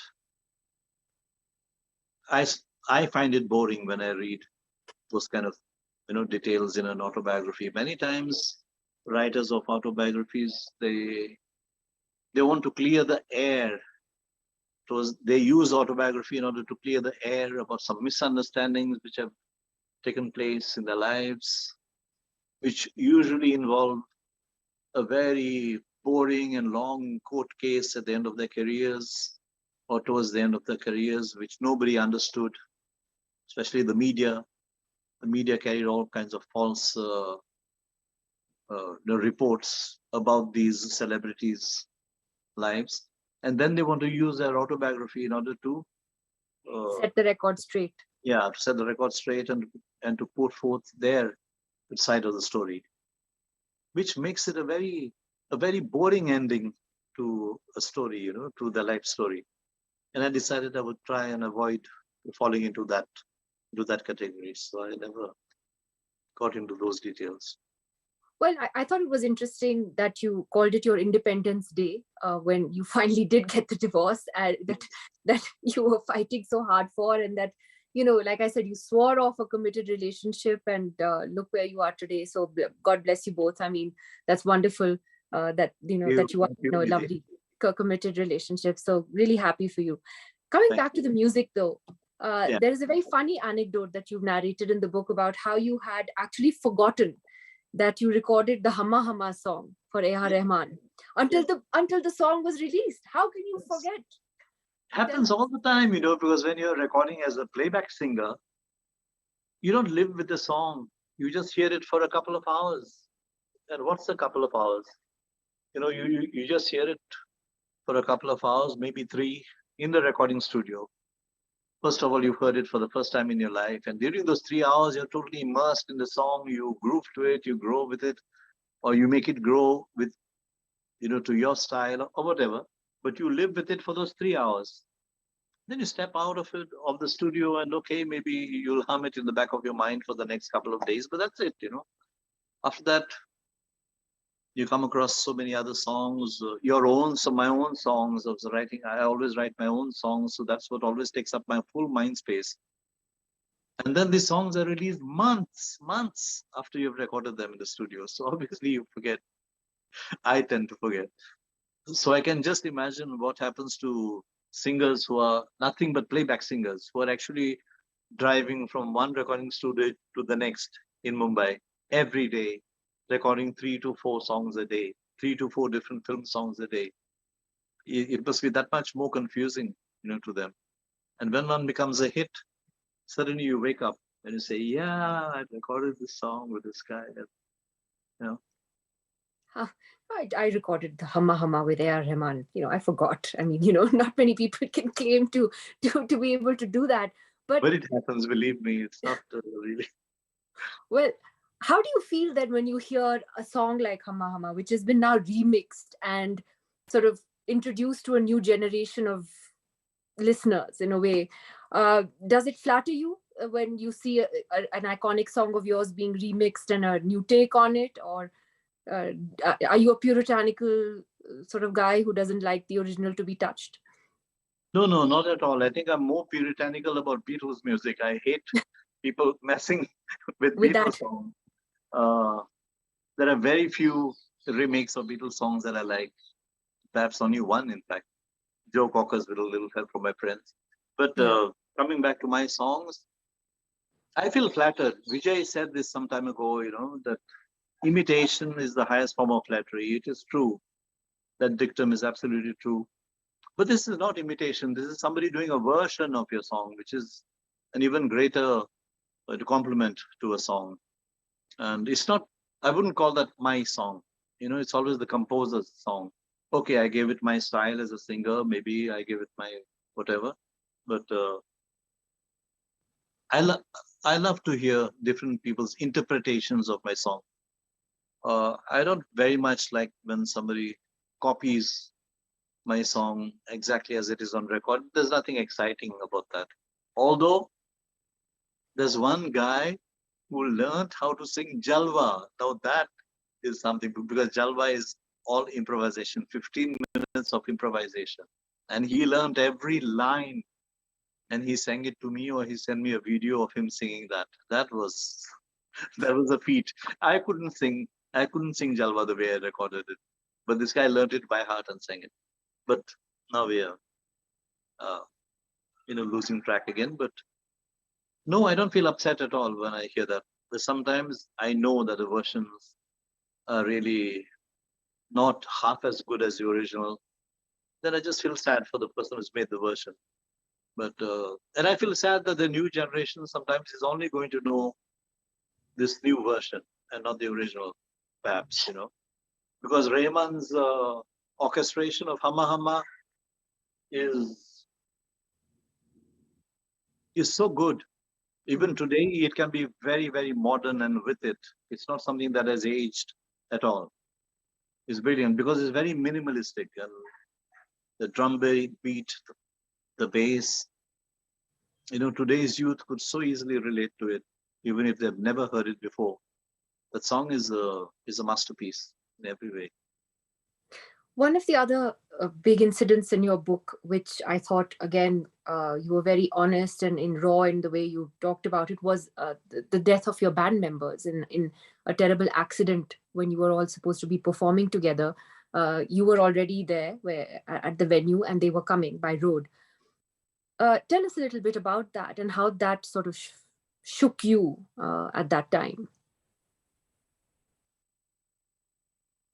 It shook me completely. Nothing had ever affected me that much. Nothing. Not even the death of my own mother, of my own father some years before, and my mother some years later, affected me in the same way, because, the death of an aged parent through natural causes is one thing, and the death of 4 bandmates who had been with me for up to 12 years in the most unnatural way possible, when they are full of health, full of youth, on the road in an accident, is shocking. And the aftermath of the accident was traumatic, to say the least. And you talked about how you were virtually, blamed for it by some family members of your bandmates. That's yeah. That was the worst thing, Why were you not in the car with the band? Why didn't you die with the band? I wanted to ask them, if my car had met with an accident and if I had died, would you have asked your son, why were you not in Remo's car? Why didn't you die with him? It's such a stupid question, such a stupid mentality. To want to blame, to want to put blame on someone for a road accident. And in a country like India where nobody observes road laws and traffic laws, it's a wonder that I did not end up as an alcoholic or a drug addict after that, because it was so traumatic, it was so mind-shattering, nerve-shattering, that whole experience. For at least for almost a year, I think I was shattered. And how did you get through it? I had the support of my then wife, my ex-wife, who and my children, who really helped me, tide that out. Well, that's incredible, because that's what life is about, isn't it? I mean, we fall down, and how we pick ourselves up is that's what defines our lives. Exactly. Before I take this to the audience, because I'm sure there are questions that the audience has for you. You divide your time now between Goa and Portugal. Yes. What is it like living in today's Goa in 2022? It's so different, isn't it, from that pristine, lovely Goa of the 50s and 60s? And I mean this in every way possible. I'm not just talking about the resorts that may have come up and the environmental degradation, but just the general environment, if you know what I mean. Yeah, let me not get too much into it. Suffice it to say that I find the real Goa only within the confines of my house and my compound wall, because that is the only little square or rectangle over which I have full control. How I want to keep it, whether I want to keep it plastic free, garbage free, that's my choice, and I have the power to keep it so. As soon as I step out of my compound wall, I see things that make me want to do a U-turn and run right back into my gate again. But I have to go out, and I try to enjoy the best that Goa still has to offer when I come here. But it's mostly for my sons. I have one son who still lives in Goa. For my home, which I love, my house, like I said, which I love, and the food and Goan food, which I miss in Porto. You have some Goan restaurants in Lisbon, but not in Porto. But now that Xenia is in my life, she cooks wonderful Goan food once in a while, whenever we feel like it. So I'm not even missing Goan food that much in Porto anymore. When I'm in Goa, what I miss most is the cleanliness of the old Goa, the order, the warmth, the care that people used to have for each other, like I wrote in the book. And those I find in Portugal. And when I'm there, after a while, I miss the coconut trees and the rice fields. So while there are still some left, still some coconut trees and rice fields left, I'll keep coming back to Goa before Goa becomes one big concrete jungle, because it's such a small state, such a small state. One day I see every city in Goa merging with the other. Unfortunately, it will happen. Every city merging with a village, merging with another village, and then merging with the next city. Just like Bombay. Bombay used to be made up of many different villages earlier. And they were totally cut off from one another. Far away from one another. Now it's one huge concrete giant mess. Well, I dread the day that Goa turns into that. Yeah. And it will happen, thankfully not in my lifetime. But if one allows Goa to just grow in the way that it is growing, a place like Goa should have been declared a protected state. Special status should have been accorded to it right in the beginning. Right in the beginning, almost every politician promised it. But then how would so much construction be allowed? And when you allow construction, you also make a lot of money from giving permissions, and let's not even get to all those talks. Well, I'm going to sort of invite questions, Vijayji, from those who've signed up and who've tuned in. You can take over that part. I think Remo was talking about giving special status, and Nidhi is in a state. Nidhi is now in a state where the states which were given special status were withdrawn now. We're not even states anymore. I'm a union territory. So what was it? But anyway. So the special status has been withdrawn in some states? In Jammu, well, that's a reference to Jammu and Kashmir a couple of years ago. Oh, I see. Yeah. And we are also UT. We have a lot of fan mail in the chat box. But one request, I don't know, I leave it to Remo if he likes to take it or not. But one recurrent request is, please hum for us. Oh no, that's the only thing. That's the only request that I wouldn't like to exceed, because I feel that singers are always seen singing, always. For a change, you have a chance to see whether there's a little bit of gray matter in this head. So let's talk. Let's discuss some things. Ask me some questions which you cannot ask me when you're watching my video on MTV, which you cannot ask me when I'm on stage at a concert. For a change, we can talk, and I would love to talk to you. When I say you, I mean my fans. Yeah, I know. Whoever the audience who is there, I'd love to talk to you. So let's talk, please. Yeah. Soon after, you can go to YouTube and watch my videos. Yeah. One question was about whether anything that you learned as an architect, did any of that training come into your music? Whether in terms of planning, whether in terms of designing, because you mentioned you loved the drawing. So in that kind of planning, any of that training, did it come into?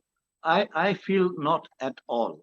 But then again, I'll say, if at all it did, it was subconscious. But I don't think so, because it could be the other way around, in fact, because in music, somebody said very famously long ago that architecture is frozen music.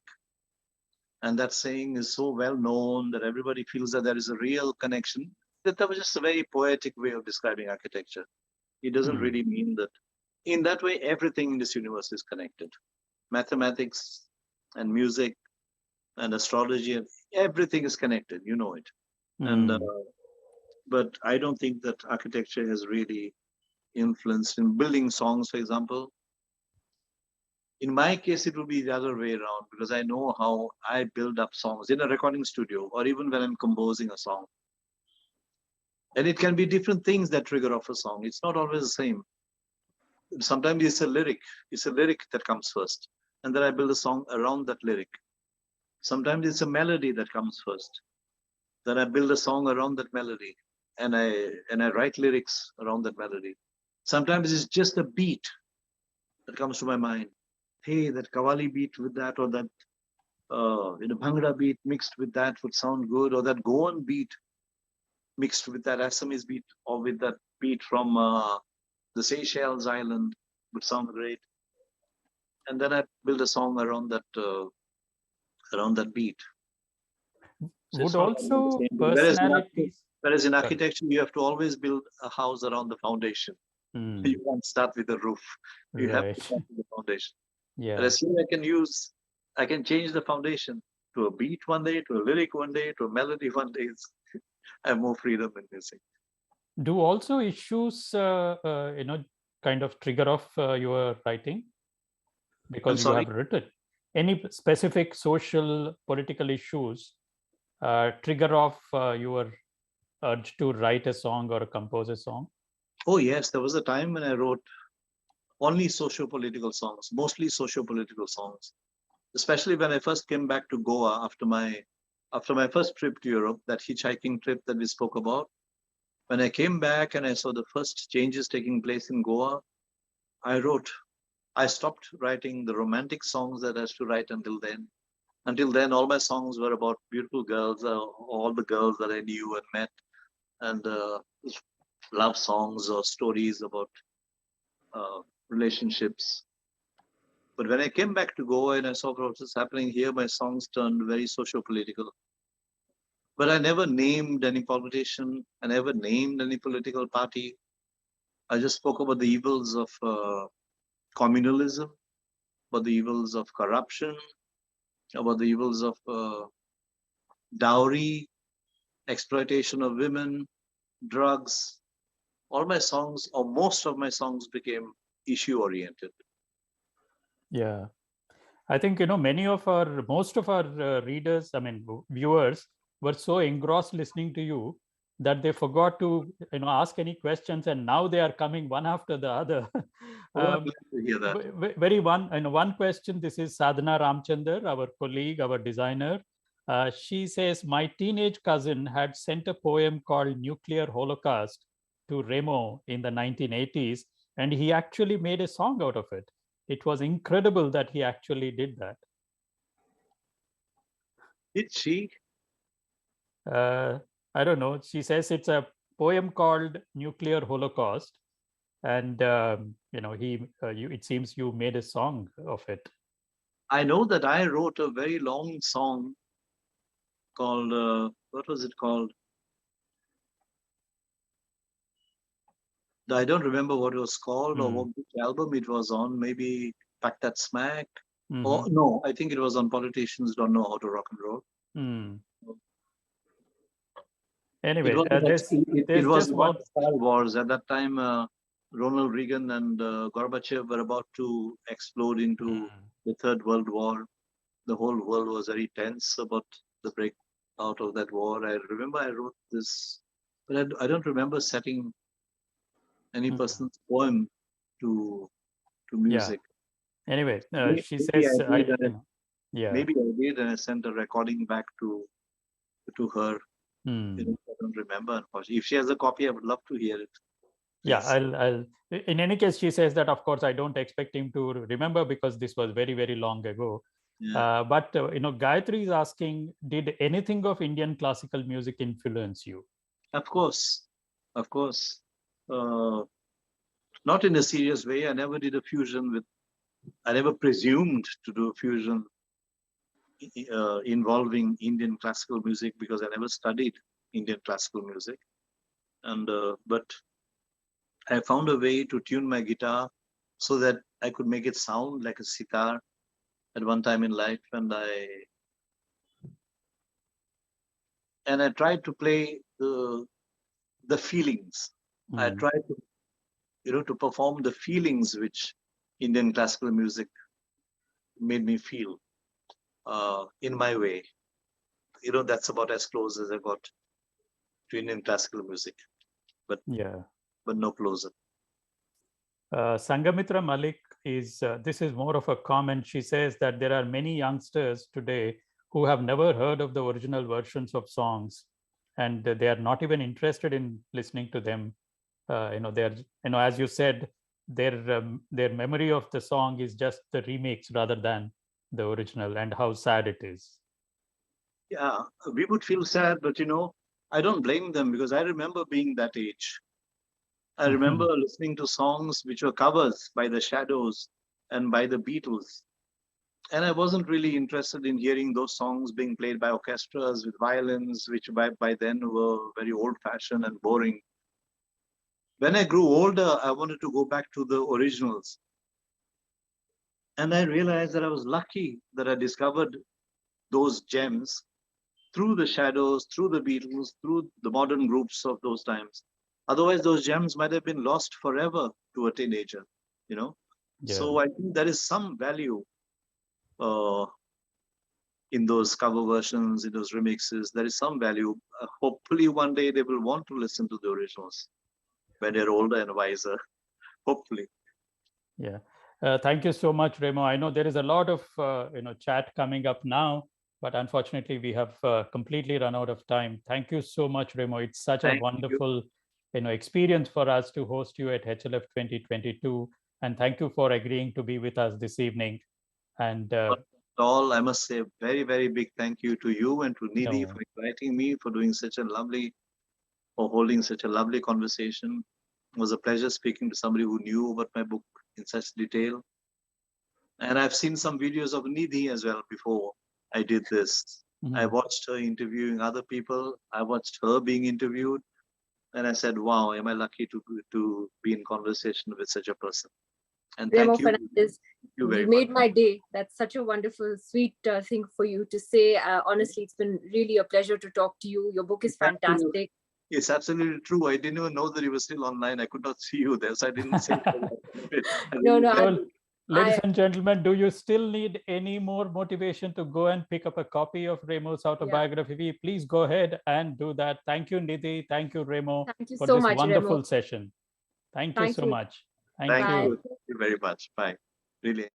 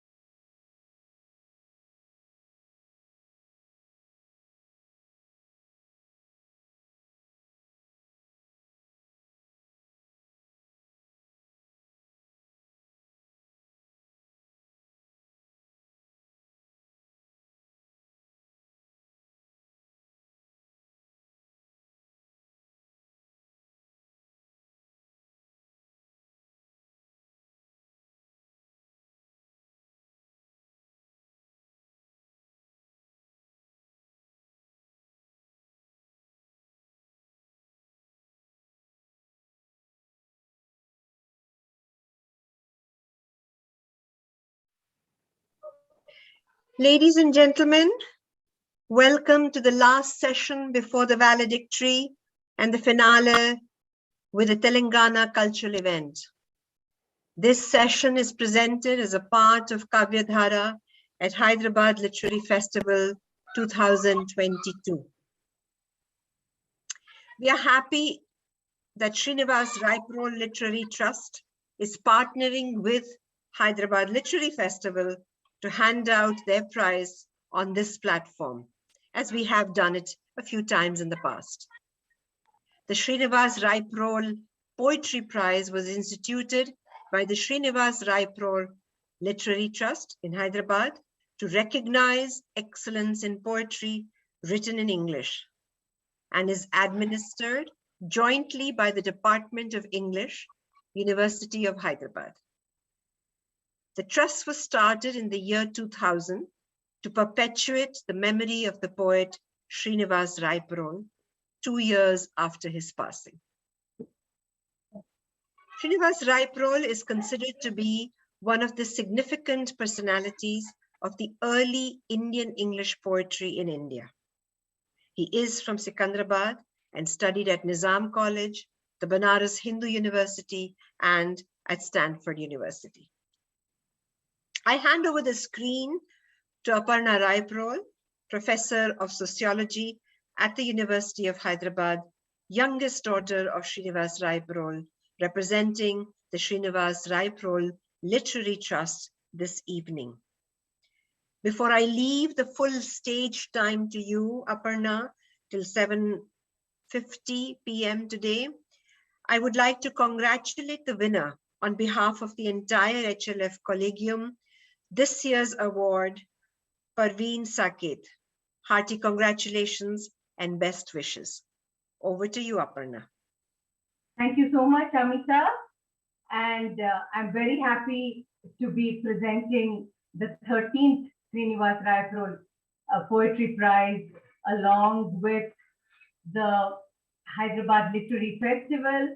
And on behalf of the Srinivas Rayaprol Literary Trust, I would like to extend a hearty welcome to our winner this year, Pervin Saket, and our poet jury for this year, Professor Vinay Dharwadker from the University of Wisconsin at Madison. I'd like to also welcome Professor D. Murli Manohar from the Department of English at the University of Hyderabad, who partnered with us in hosting the Poetry Prize. I'd like to also welcome Bhaskar Lama, who was part of the jury along with Anna Kurian. Anna couldn't be here because she's unwell. But without much ado, I will say a little bit about the Literary Trust, which was started in the year 2000 to perpetuate the memory of the poet Srinivas Rayaprol, also known as R.S. Martandam, who was born in 1925 and left us in 1998. He was one of the significant personalities of the Indian English poetry scene in India. And we instituted the prize in the year 2009 to recognize excellence in poetry written in English. And this prize is jointly administered by the University of Hyderabad's prestigious Department of English. Srinivas Rayaprol, as some of our viewers and listeners may not know, has quite a few publications, of poetry volumes. And very recently, there was a volume edited by Graziano Kratli and Vidyan Ravindran, which was called Angular Desire. And we are going to have another version of this come out very soon, hopefully in 2022, called Angular Desire. His letters to William Carlos Williams have been published, again edited by Graziano, and the book is titled Why Should I Write a Poem Now? The prize itself was, as I said, started in 2009, and this is the 13th year of the prize, and we are quite proud that it has become something of a literary event that many aspiring poets in the country look forward to. The winners so far and the jury members, I'll try to run through very, very quickly through the years. Aditi Machado, who has a name for herself as a young poet now. Sudeep Sen was the jury. Jeet Sahil was the jury the second year, and we had Hemant Mahopatra, another engineer poet like my father. The third year, another Aditi Rao, with Srilata as a poet, and we were lucky to have Meena Alexander at the Hyderabad Literary Festival give away the award to Aditi Rao. Then we had Arundhati Subramaniam as our poet jury, with Tushar Jain as the winner in 2012, followed by Mihir Vats, and the poet juror himself could give away the prize, Manohar Shetty from Goa. And the following year, which was the 6th year of the prize, was Ranjit Hoskote, and the winner was Ranjani Murali. This was followed by the Aishwarya Iyer winning the prize in 2015, and the poet jury was Vivek Narayan, and Mohan Ramanan of the Department of English was giving away the prize that year. The following year again, HLF, you can see in the background, we partnered with them, and Arundhati came to give away the prize, but the jury that year was K.K. Daruwala, who has been very, very supportive to the prize, along with all the other jurors, of course, and Gaurik Brahmachari was the winner for that year. Saki Mahanti of the Department of English was the backbone for the prize. We're very grateful to him. He came to give away the prize when he was Vice Chancellor in Orissa. Arvind Krishna Mehrotra was the jury that year. Mehrotra ji also wrote the foreword in the letters book that Graziano edited. Devarshi Mitra was the winner. Purna Swami was the 2018 winner for the 10th. That was the decade that we completed, and EVR, as he's known, E.V. Ramakrishnan, was the juror. We were very, very lucky to have Graziano come to Hyderabad and present to Prashant Parvataneni in 2019, and Jeev Patel was the juror, and after that, it's been online, you know. So last year, it was Satya Dash, and the jury was Mamang Dai. So we had, I must add over here that Pervin was among the shortlisted last year. So, and this year, she has actually become the winner, and we have Dr. Dharwadker with us, who is here to give away the prize. Among the shortlists for this year are Krishna Kumar Shankaran and Kinshuk Gupta. So I would also like to say a few words about Pervin out here, if that's all right, because I don't want to take up too much time later. Pervin has been writing quite a lot and is the author of the novel Urmila and of a collection of poetry, A Tinge of Turmeric. She was awarded the inaugural fellowship for the Vancouver Manuscript Intensive in 2021, and she's also the poetry editor of the Bombay Literary Magazine at the Quarantine Strain, writing collective. Her novel has been adapted into a dance drama, so she's quite multi-talented. Her short story, fiction, and poetry have been featured in several prestigious journals. So I think that it tells us something about the winners that we have. So it has been quite a very, very wonderful journey for all of us with this literary prize, and we are ever grateful to all the jury members and the Department of English for doing this for us. I now welcome Dr. Murli Marohar to say a few words and to introduce Professor Vinay Dharwadker. Murli, over to you.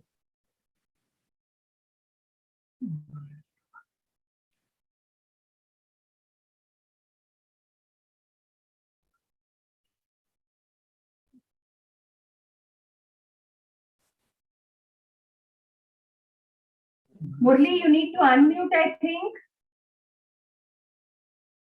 Murali, you need to unmute. Yeah. Have I? Yeah. Hello? Yeah. Yeah. Yeah. Thank you, Aparna, for that brief and succinct explanation about the Srinivas Rayaprol Literary Trust. Now, let me first begin with my department. We offer the Department of English was established in 1974 from the GT Golden Threshold, and later on moved to the main campus. And we had so many stalwarts of the English professors in this department, and now we are just 10 faculty members and one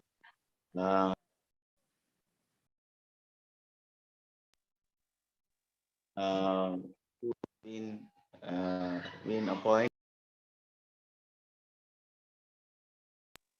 and we offer earlier we used to offer MPhil also. Now that UGC has dropped that MPhil program, we have only MA, PhD, and we are going to start a new program, not a program as such, but it is a certificate program, certificate course in publishing in collaboration with Cambridge University Press, and we are going to launch this year, and that is something that I like to share with you all. And we do have a DSA program from UGC, and we have 18 sanctioned strength, but at the moment we are only 10 plus 1 research professor, and we have advertised our vacancies. We are waiting to be filled, and we have been offering traditional courses like British literature, American literature, new literatures, literary theory. Apart from these traditional courses, we also offer optional courses ranging from all the emerging literatures, and we also encourage our students to participate in interdisciplinary studies, sending them to various departments such as social sciences and within our humanities, philosophy, CCL, and other. And this is about the department. And now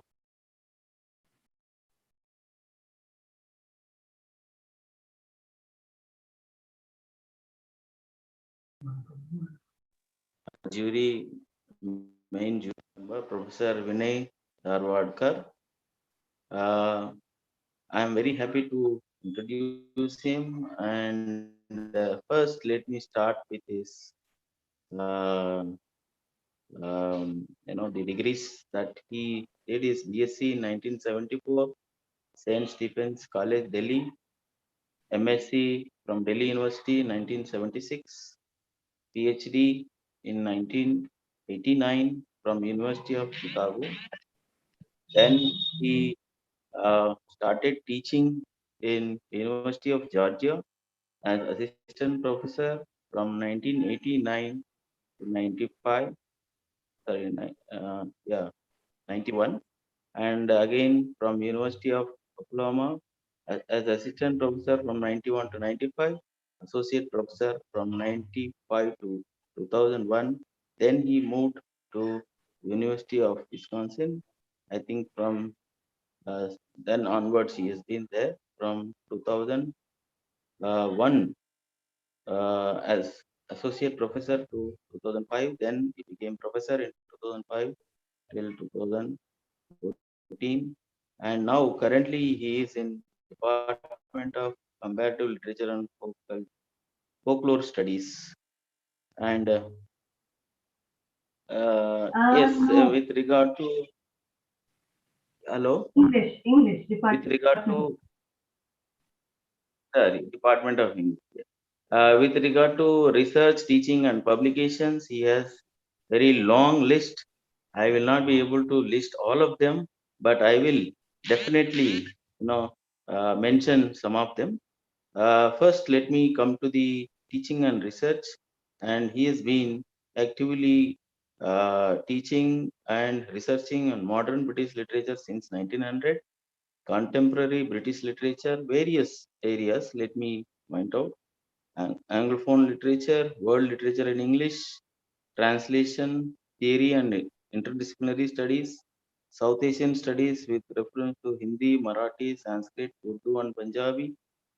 And I am also happy to see that he has also been working on Dalit literature, Indian English literature. And these are some of the research and publication areas. Now let me come to the publications. Let me mention some. The Oxford. Murli, we may be running out of time now, if you don't mind. I think that's a nice long introduction. Yeah, there is one important thing that is forthcoming. Oxford History of Poetry in English. Forthcoming. Yeah, thank you. Yeah, thank you very much. Yeah, sorry, because HLS was keeping us on a tight leash. Otherwise, we would have had a little more. Thank you. Thank you, Mr. Vinay Dharwadker, again, Vinay. Over to you now to present this year's Poetry Prize. Thank you very much. I was really honored to be invited to serve as a jury member for the 2021-22 period. I started the process in September. The jury itself proceeded in two phases. Professor Bhaskar Lama and Dr. Anna Kurian in the Department of English processed about 90 entrants to the competition. They read through everything.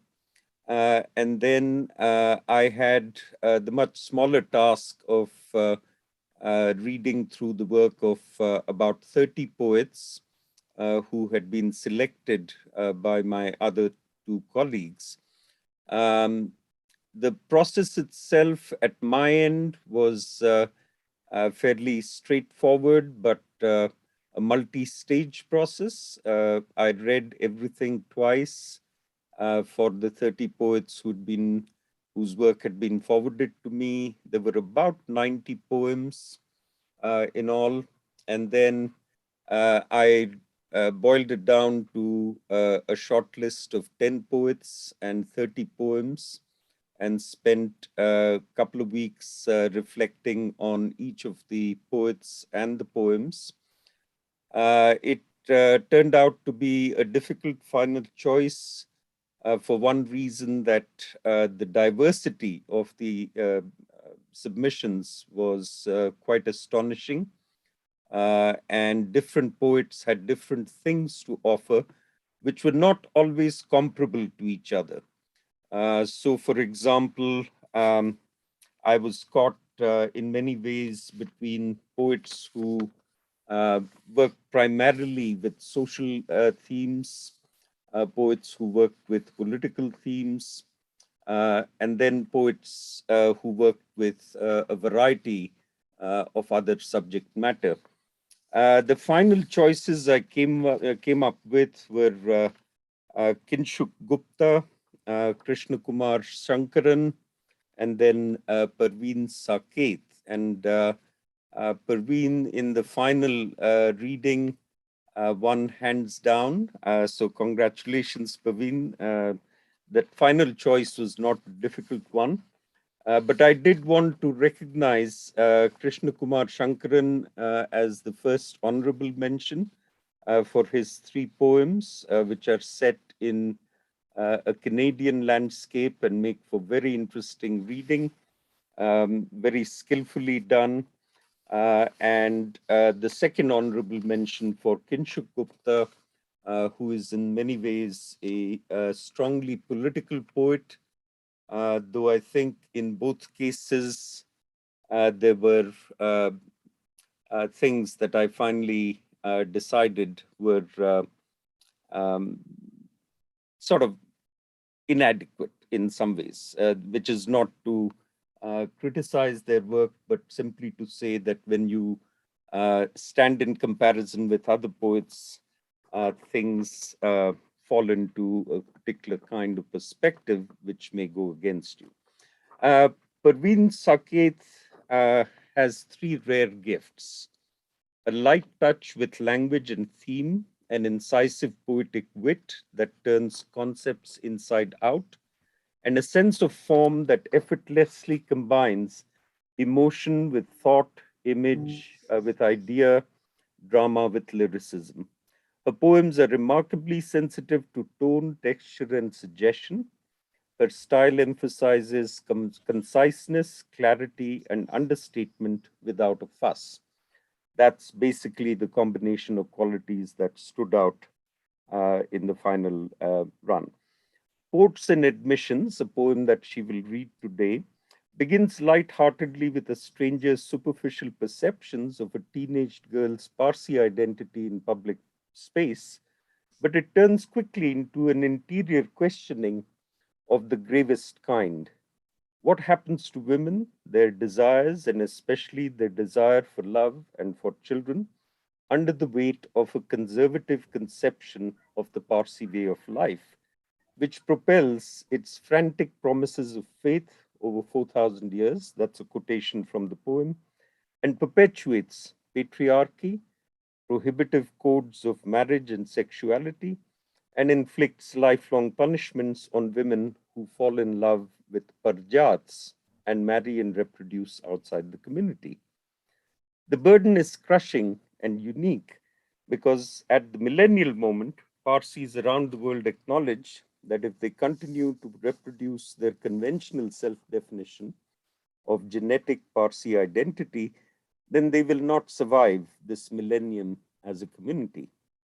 Saket's is a new poetry in this context because she does, in a young woman's voice, what older male Parsi writers such as Adil Jusawala, Keki Darwala, Kersi Katrak, and Rohinton Mistry could not accomplish over the past 6 decades.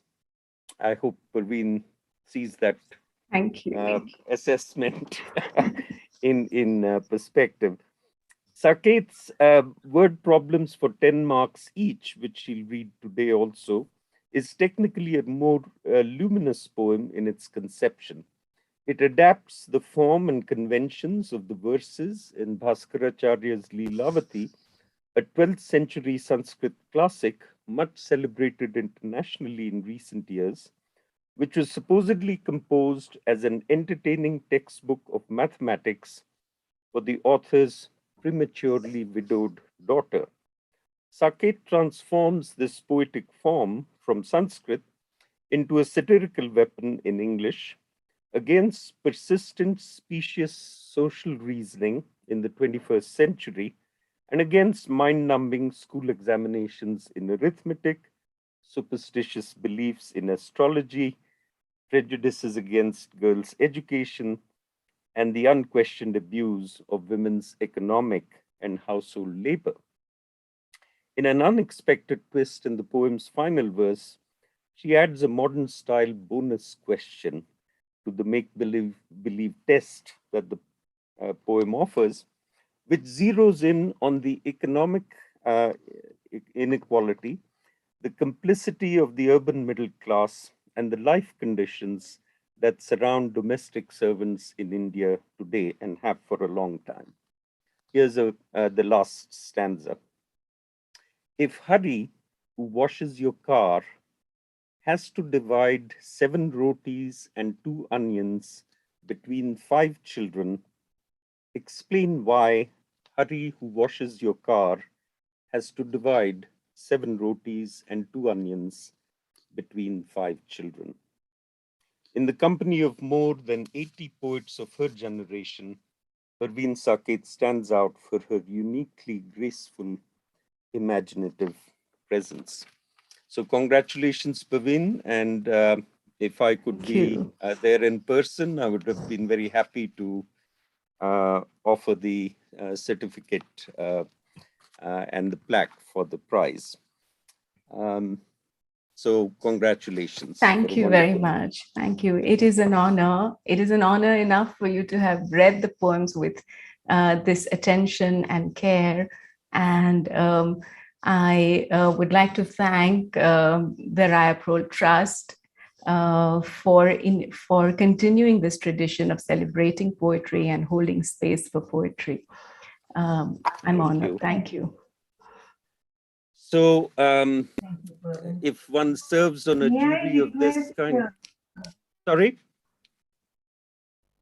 I was sorry, I didn't mean to interrupt, but I thought maybe you can read some of your poems to us before we hand it over to Pervin. Yeah.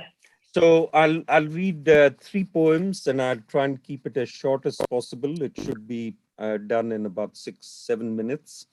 Sure. I've been a poet. This is now the 50th year of my career as a published poet. I published my first poems in 1972 in India. And I want to just mention that at that time, I edited a small magazine, and Srinivas Rayaprol was somebody who was aware of that magazine, commented on it. We never had a correspondence at that time. I was a very young poet, but I was aware of him. He was aware of me. So I actually have a relationship that goes back full 50 years today.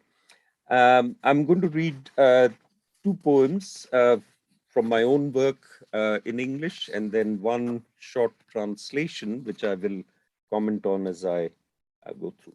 I'm primarily, and I have to admit it after 50 years of doing this, that I'm primarily a poet of people and places. And you'll see that reflected in these 2 poems. The first one is called Life Cycles. The subtitle is In Chhattisgarh near Bilaspur. This was a poem that started in 2001 after the summer, July of that year in Bilaspur. Clouds drift low above the monsoon town. Loose wads of wool, not yet spun to yarn, swirling slowly in the wind. The sky drips all day, all night, bringing down a foot of rain. Red mud in puddles, pools of saffron water, sludge squelching underfoot, a foot of rain. A liquid sheet mirroring the sky is stretched across the paddy fields, squared off by banks of matted clay, blue, green, ochre, smeared with grey. Uneven squares, trapeziums, sewn like patches on a checkered cloth, the paddy standing in a foot of water, velvet green. So many butterflies swarming in the brush, orange, purple, white, electric blue, their yellows bright as ripened mustard fields. Brown, furry caterpillars, fat centipedes, black and amber, a newborn calf wobbling in the grass, coat white as wool, eyes glistening like marbles. Young rice plants, emerald filaments, calf deep in ruddy water, rows of men and women bent over, moving through the fields in rhythm like combs through hair. Fingers grasp the saplings, scoop them out, tie them up in bundles in tandem. Far in the distance, a single tractor, plumed with diesel fumes, turns up the soil in mechanical clods. But here, all the work is done by hand. Bare bodies, bare heads, bare hands. Trees blur into the sky, their hues washed like watercolors. The earth, fresh, full of life, swells and sways beneath them. The second poem is something I've never read before in public, so this is first time. It's a prose poem, which I finished in 2012 and then have sort of tinkered with over the last few years again. Cities and villages. I came here 40 years ago, he said, from a small village in East Bengal. I noticed he didn't call it East Pakistan or Bangladesh, as though talking to a stranger left him free to say who he was, how deeply he felt the wrongs of history. I've been here so long, he said, I can tell you from experience, Delhi's a city of stone, its people are stone, literally, metaphorically, surprising me with his swift incisions. The traders have taken over, he said. There are writers and artists here, but they all come from somewhere else. This city can't give birth to them. It doesn't have a culture of its own.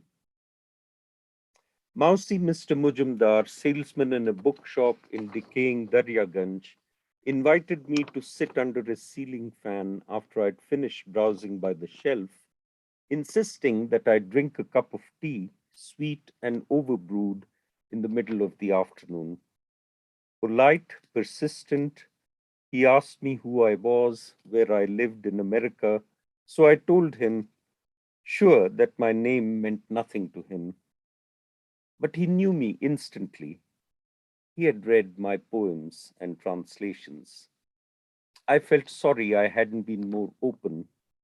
A dark, shrunken man with beady eyes, modest, deferential, trapped in Delhi's underclass of clerks and peons. He wasn't the kind of reader I'd imagined for myself.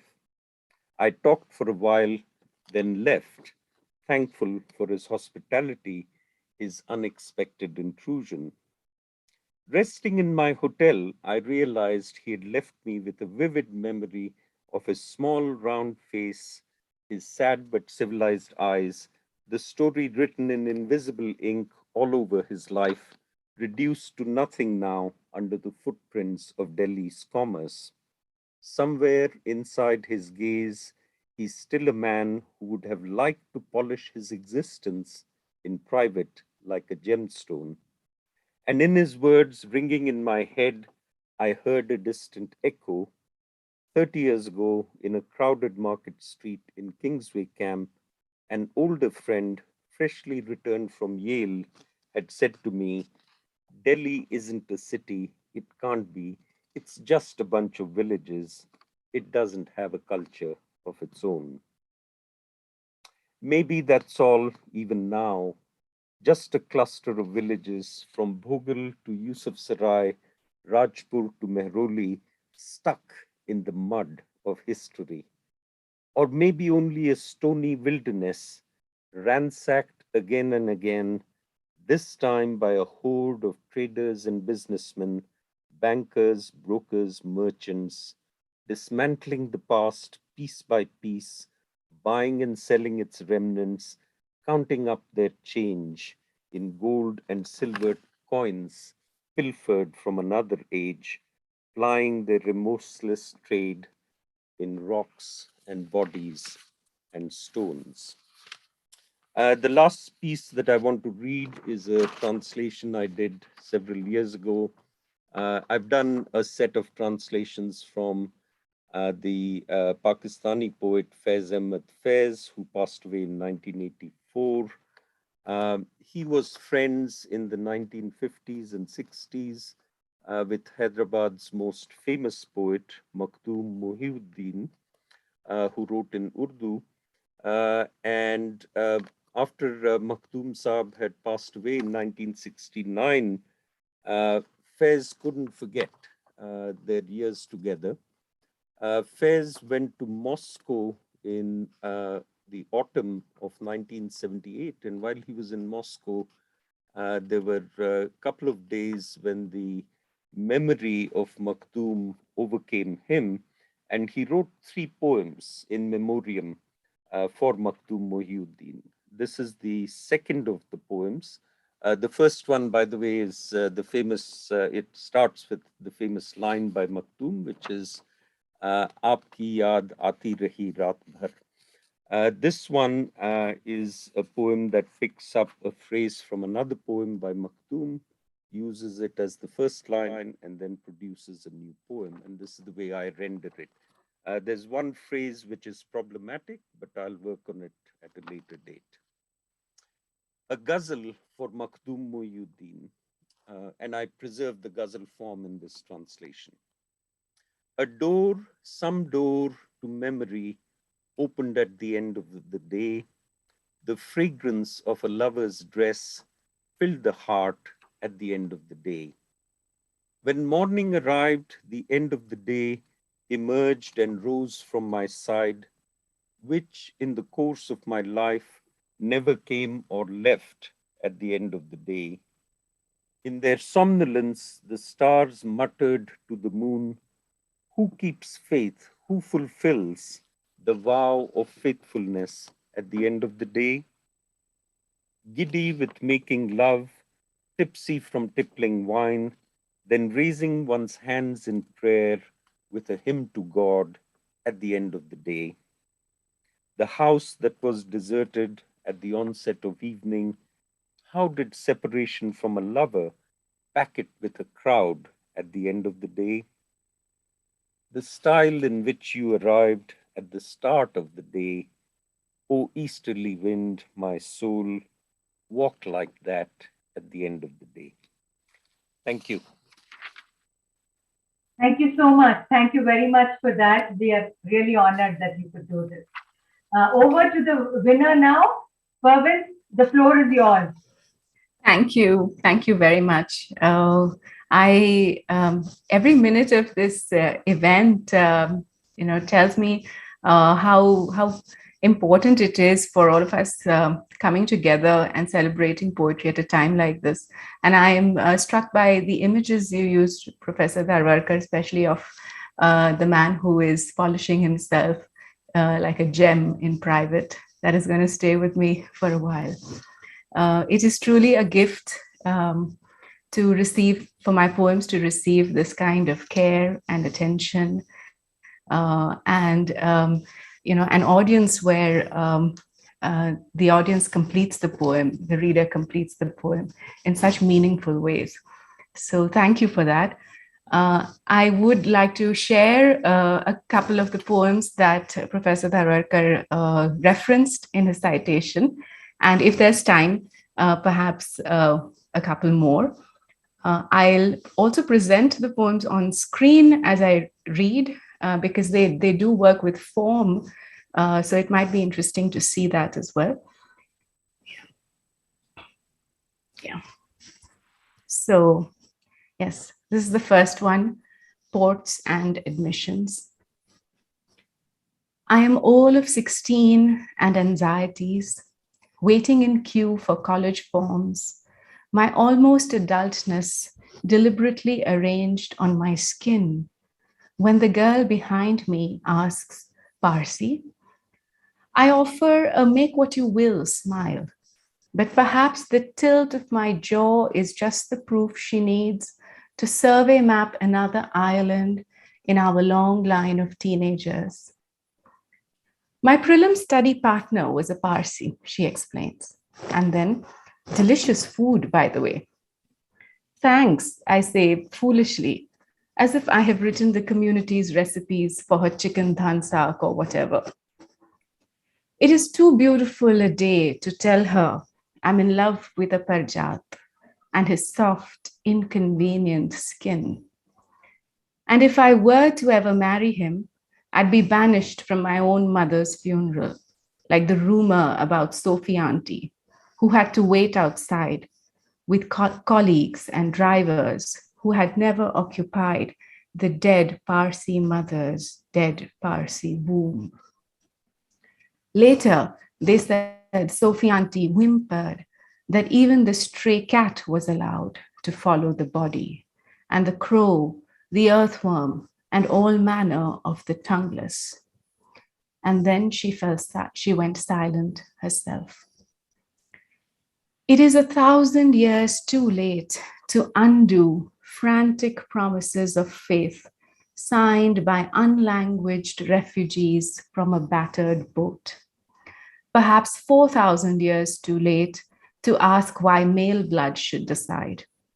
And 2 decades too soon before I prop a child on my knee and read to her.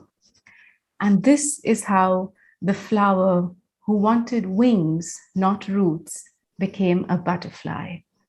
And all the creatures with roots waved as she with wings flew towards the open, open sky. Thank you. Thank you. So a shift in tone and mood completely with the second piece. That also Professor Dharwadker had such kind and wonderfully insightful things to add. Word problems for 10 marks each after Bhaskara II's Leelavati. 1. If on a full moon night, a boy, 19, climbs all 44 steps to B205 and leaves without getting my brother's number, how many suns will it take to feed courage to his feet again? 2. If tap A can fill 3 buckets in a minute and tap B can fill half a bucket, if tap A is molded from ancient brass and tap B from mongrel alloy, if tap A belongs to the 4th bathroom of a bungalow and tap B to a cracked 13-inch diameter basin, what will the astrologer need to be paid to see alignment in their stars? 3. If Firuza of the straight A's and curved waist, who has learned to clasp her chemistry books to her chest, is the regular source of optical data to 5 pairs of unblinking eyes, assuming the speed of light is constant and a normal rate of refraction, how many weeks before her father decides she doesn't need college anymore? If one 2-armed man can build half a wall in 8 days, and one 2-armed woman can build 3/4 of a wall in a dozen days, how many walls will need to fall before they hold the same number of 2-faced coins in their 2 hands? 5.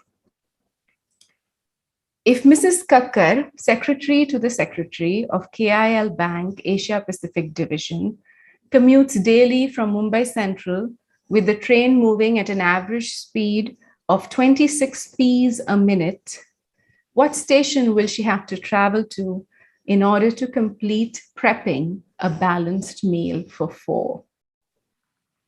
Bonus question. If Hari, who washes your car, has to divide 7 rotis and 2 onions between 5 children, explain why Hari, who washes your car, has to divide 7 rotis and 2 onions between 5 children. Thank you. Do we have time for a couple more? Yes? Okay, wonderful. So maybe I'll let this one go because we did start with a Parsi poem, so perhaps it will be nice to come back to this as well. So this poem references a union of vultures circling the towers of silence. So according to Zoroastrian tradition, when a person passes away, the body is offered to the wild. And this is seen as their last act of charity and their final act of merging with nature. And in cities, there's an area reserved for this ritual, and that area is known as the Towers of Silence, and we often see vultures circling that space. So this is how it goes. You haven't really been the cat until you've also been the bird caught in its furry hook, your heart pulsing blood into her gelid veins, your beak and belly, the food that will form claw, teeth, and cat. You haven't really been the bird until you've also been the cat, wordlessly conquering air, gravity, prey, working the warm flesh with your teeth and tongue, nature's cutlery, so clean, almost kind. You're most alive when you're almost dead, most joyous when the last flicker of the shadow is still inching its way out, most present when your absence expands, most you when you're almost the other. Thank you. Thank you. Is this? Shall we end on? If This it's one? a Yes. brief one, you can do one more maybe, and then. Yes, this is a short one. Yes. Yes. Thank you. Right. Yes, it's a nice cyclical one. Okay. Why eating an apple is like eating the world. With the first bite, as you break through skin and red, you know what it is like to consume borders. At the second bite, when the juice flows down your chin, you discover how rivers contour the fall and fall of flesh. Third, and you feel the hunger of those whose apples are shriveled or rotten, vanished. Next, you inhale the whiff of farmhands you've never seen as you ride the alkaline loneliness of the seas. Perhaps that is why, by the fifth bite, your mother is not someone you're trying so hard not to become. The sixth bite, and you're determined your children will inherit a world with apples in it. With the last bite, as you count the seeds scattered in your palm, you realize no one can count all the apples pulsing in each seed. Thank you. That was brilliant. Absolutely wonderful. Thank you. I really wish we had time for more. And well, if it was live, but then what do you do? You know? Thank you. It is a pleasure to share this. Yeah. Thank you so much, Pervin. Now, Bhaskar, if you can propose a formal vote of thanks for this wonderful evening. Yeah, Bhaskar. Thank you, Professor Aparna. First and foremost, I would like to thank Dr. Vinay Dharwadker, Professor of English, University of Wisconsin-Madison, who kindly agreed to serve as the poet jury on behalf of the Srinivas Rayaprol Literary Trust. I'd like to thank the Hyderabad Literary Festival, Special Director Amita Desai, for hosting and anchoring this year's Poetry Prize and a few times earlier. I would also like to thank HLF staff, Siddika Fatima, and the others. Thanks to the Department of English, the University of Hyderabad, headed by Professor Anna Corinne, who served on the jury this year along with me, and the Srinivas Rayaprol Literary Trust for partnering and administering the prize since 2009. Professor D. Murli Manohar, who kindly represented the Department of English and introduced the poet jury earlier in the program. Professor Vasuki Velavadi and Pranay Rupani for designing the citations and website. PRO Ashish Jacob Thomas for publicity, and Ganesh for sorting the entries. We would like to congratulate and thank Pervin Saket for participating and being the winner this year. And we would extend this thanks to all the poets who have been participating in Srinivas Rayaprol Poetry Prize and making it a success. Last but not the least, a big thank you to the audience who's participating in this program provides it a huge scope of success. Thank you. Thank you, Bhaskar. That was, and I thank all the audience, and I thank HLF for hosting it this year. Hopefully, we will have our live event for the 14th prize. Thank you, Amita. Over to you. Thank you, Aparna. You did it more than German time. So this is fabulous. I'm sorry that we had to cut short so much. We would have loved to hear Pervin more. I think it's just very incisive, very beautiful writing. Thank you. Thank you to the Rayaprol Prize. I think to encourage voices that otherwise would not come to the fore immediately, to give them this platform and to go through this exercise of selection of wonderful poets and poetry. Professor Dharwadker, we would have loved to hear more of your poem as well. Thank you so much to get to know all of you here. We do have the valedictory session. This was the final literary session here today. Do join us for a little while more. And thank you, Aparna, for partnering with us yet again. And yes, let's look at next year to be a physical event, we hope. All the best to you. Stay safe. See you soon on the other side in the next session. Thank you all.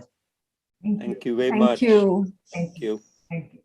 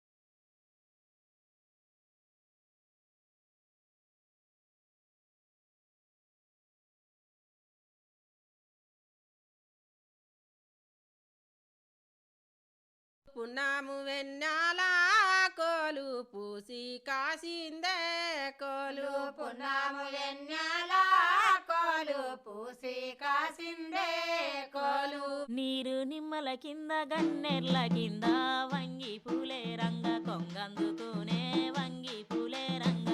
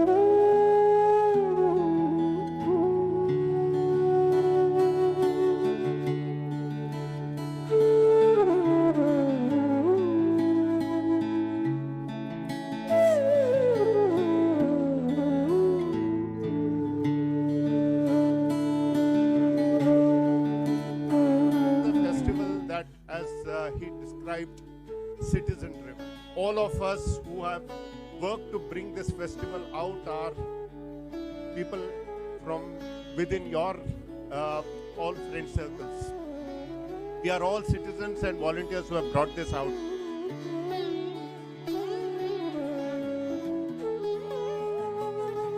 This has been an extremely satisfying festival. What the last 2 days have been. Fantastic, a great lineup of speakers, events, talks, discussions, and an amazing audience. It's great to do this HLF. Thank you. HLF rock! Come rain or sunshine, HLF goes on.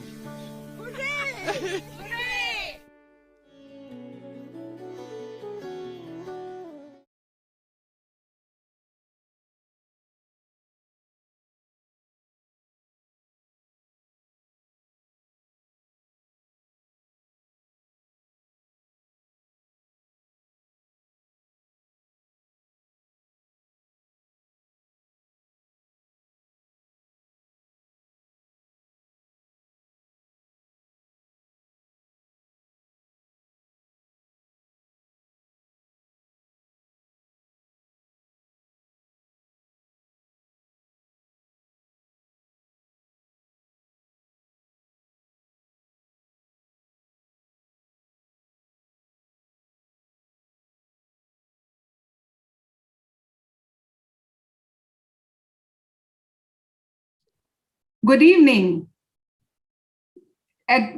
Finally, we come to the end of a roller coaster ride that we had of HLF 2022. This has been a very satisfying festival, and we hope all of you enjoyed it. And we look forward to work for the next year with full vigor and renewed zeal. Before we start the valedictory session, like we did in the morning, we would like to pay homage to the Father of the Nation, and we would like to play Abide With Me, sung by 18 singers.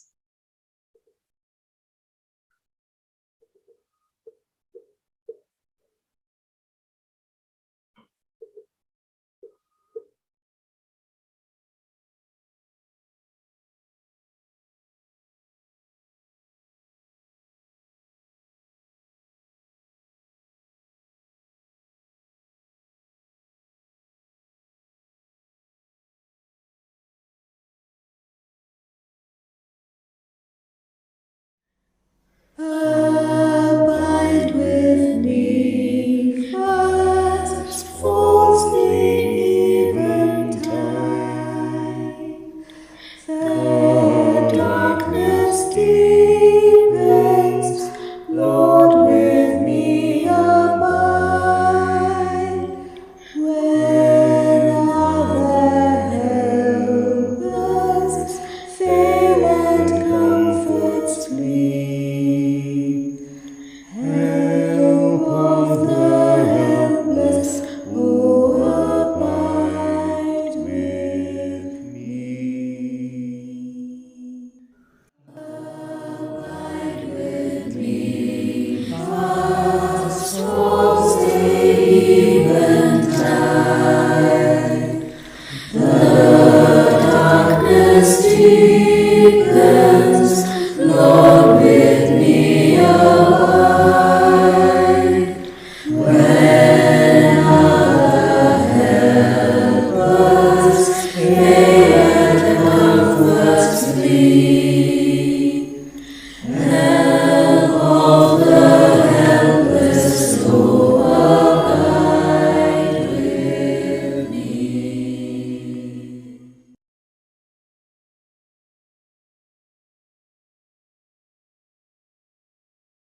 Life. Welcome to all of you for the valedictory and the finale of HLF 2022. The agenda for the valedictory session is, we will introduce the chief guest, then we will introduce the entire team of HLF which worked very hard towards this festival. After that, we'll invite the chief guest to say a few words. Then we'll have the finale. Do not miss that, please. The finale is a poem recitation by Mr. Hari Krishna with the translation, and then a dance, Perini dance, which has been revived in Telangana, which will be played, and the history of it will be shared by Mr. Hari Krishna. First, I'll introduce our chief guest, Mr. Mamidi Hari Krishna. He is a prominent Telugu poet, a government employee by profession. He is a director at the Department of Language and Culture, Government of Telangana. He is a poet, painter, writer, translator, essayist, historian, filmmaker, and film critic by predilection. He is influenced by world literature as well as world cinema. His poetry tries to portray human agony and ecstasy in their myriad forms. His style is deeply rooted in the local dialect and lifestyles and incorporates into the blend the native roots of naturalism and the changing times of cosmopolitan ultramodernism. He has master's degrees in psychology and education, and his poetry tries to unravel and explore the unexplored planes of the human psyche. He is one person who I've known as the busiest person, who has not even a moment to spare, because he's constantly in events. Like, for example, today, this is his, I think, third or fourth event that he's attending. Welcome, Mamidi Hari Krishna Garu. We would like to say, we'd like to say that HLF 2022 is the incredible result of a whole lot of volunteers who are working in their own jobs, but coming together and somehow managing to make HLF 2022 a very big success. Every year it happens. This is a 12th annual festival. And every year it's a Herculean effort for this voluntary team. Probably this is one of the few, I think it's one of the rare festivals where everything is on a voluntary basis. So it's the independent festival. It is also the People's Festival of Hyderabad, because everything is free. We do not charge anything, even on our offsite, large events that we have had. We have never charged anybody anything. So that's it's a festival by the people and for the people. And we're very happy that we have been able to grow from strength to strength every year. I would like to first call on my colleagues, Professor Vijay Kumar and Mrs. Amita Desai. Vijay has been very busy, and he's become busier now. Now he works in two places, and therefore he has become much more busy. He has a full academic career, but still he worked for this festival. Amita Desai is another person who takes on so many things as if she is Durga. She has 10 hands. So she takes so much, and yet we all came together to do this festival. And in absentia, the spirit of Ajay Gandhi is always with us. We miss him very badly, and his loss has been felt much more in this festival. Now I would like to invite members of the working group one by one. Jyoti Bezawada, programs in charge of Glitter Zentrum. Hello, Jyoti. You can see how tired the team is. You will see one by one how tired they are, and you will find that they have put in midnight oil for the past so many days now, the whole of January, I think. Padma is the head of languages at GZ, and total coordination and organization of workshops, dealing with all schools, everything. She takes it on herself, and she does a beautiful job of it. In spite of the fact that she has been conducting language exams for different classes, she has been able to do this. Thank you, Padma. Sadhna Ramchandar, the head of Blue Pencil. She is a wonderful person who voluntarily comes to us, and as the head of design, she guides us and she does the entire creatives for us. No matter what time you give, how much pressure we put, she always gives us all the designs and makes us really happy for all the work that we give her. That's a surprising thing, but she makes us happy while she's working. Satyendra Paul. Where are you, Paul? Yeah, there he is. He's in that program view. You can see him. Paul is also working in Gated Zentrum. And last year he was the HLF coordinator, but now he is working for Gated Zentrum. And he continues to work for HLF this whole month, like Jyoti. Unstinting work. It's been phenomenal. Our website and everything is done by him. And all this tech support with Jyoti and Pal and Siddhika, they have been able to do with the tech team. Shreya Gupta, she's not here. She's from the NRB. She's also been helpful to us. Siddhika Fatima Virji. Yeah, she has been the HLF coordinator and she got caught up with the kind of frenzy we have had. Initially, she was intimidated, but then now she is a master at it and she has ably supported us, especially this month, with a lot of work that she has put through. And anything you ask her, it is ready in 1 minute. Now I'd like to also introduce people who are not here, but they have done a lot. Like Nikhil, the finance officer of GZ, he has put in a lot of work. All the accounts of GZ, of HLF are looked after by him, in spite of the fact that he has a full job to do. We have Srivalli from again GZ, Sandeep, and all the support staff of GZ, whom I cannot name individually, but every one of them has worked for this festival. They have come on Sundays, they've come on Saturdays, they're always there and they have worked a lot. To all of you, a very, very heartfelt thanks for all the efforts you have put in. Now we come to the tech team, which helped us to stream on YouTube. And we made them run, and it was very happy to see that they rose up to the challenge. Rijo Johnny, where are you? Hi, Rijo. Thank you. Sharath Yellasri, Siri.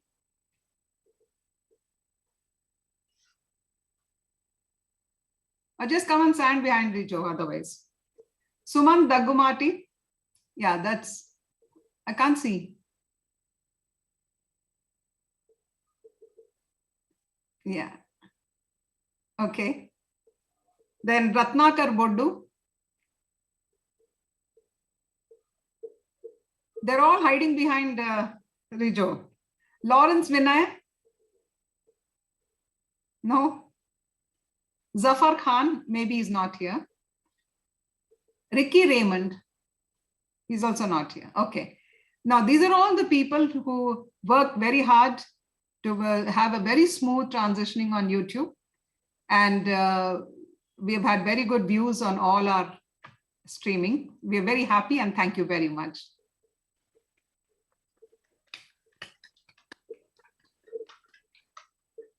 Take a bow, HLF team, you did it. With all the pressure, we still did it. So 3 cheers for us. Yeah. Now I invite Mr. Hari Krishna to say a few words to us. Yeah, good evening to all, especially the team HLF.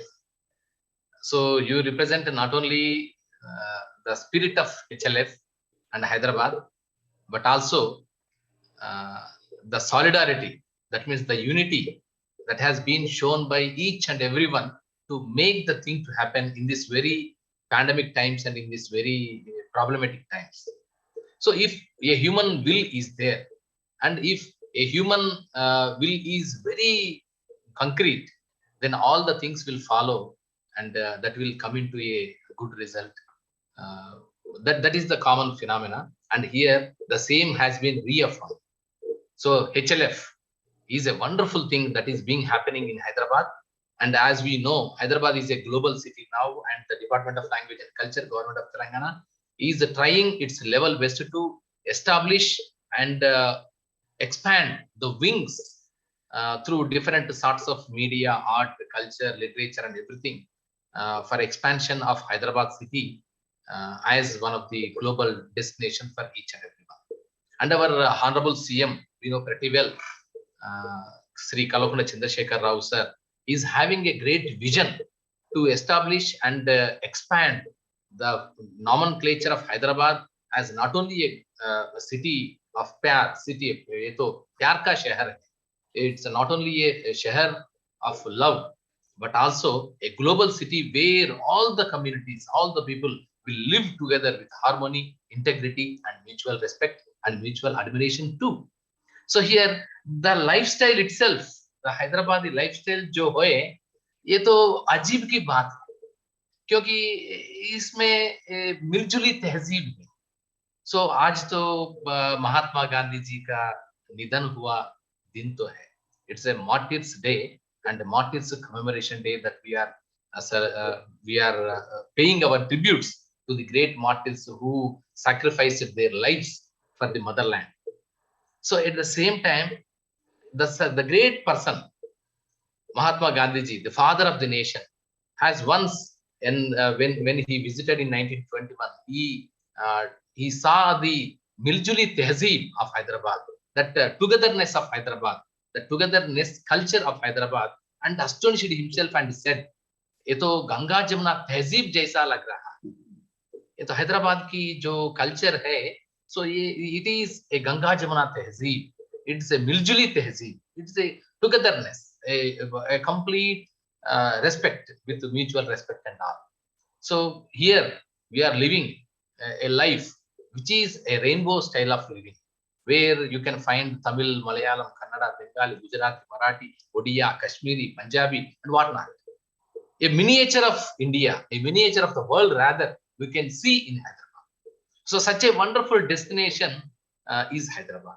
In this very Hyderabad and the happening Hyderabad and the victorious and the triumphant Hyderabad under the esteemed regime of Honorable CM Kalokunda Chandrasekhar Rao, every sect and every section and every walk of life is expanding and is trying their level best to establish their own style.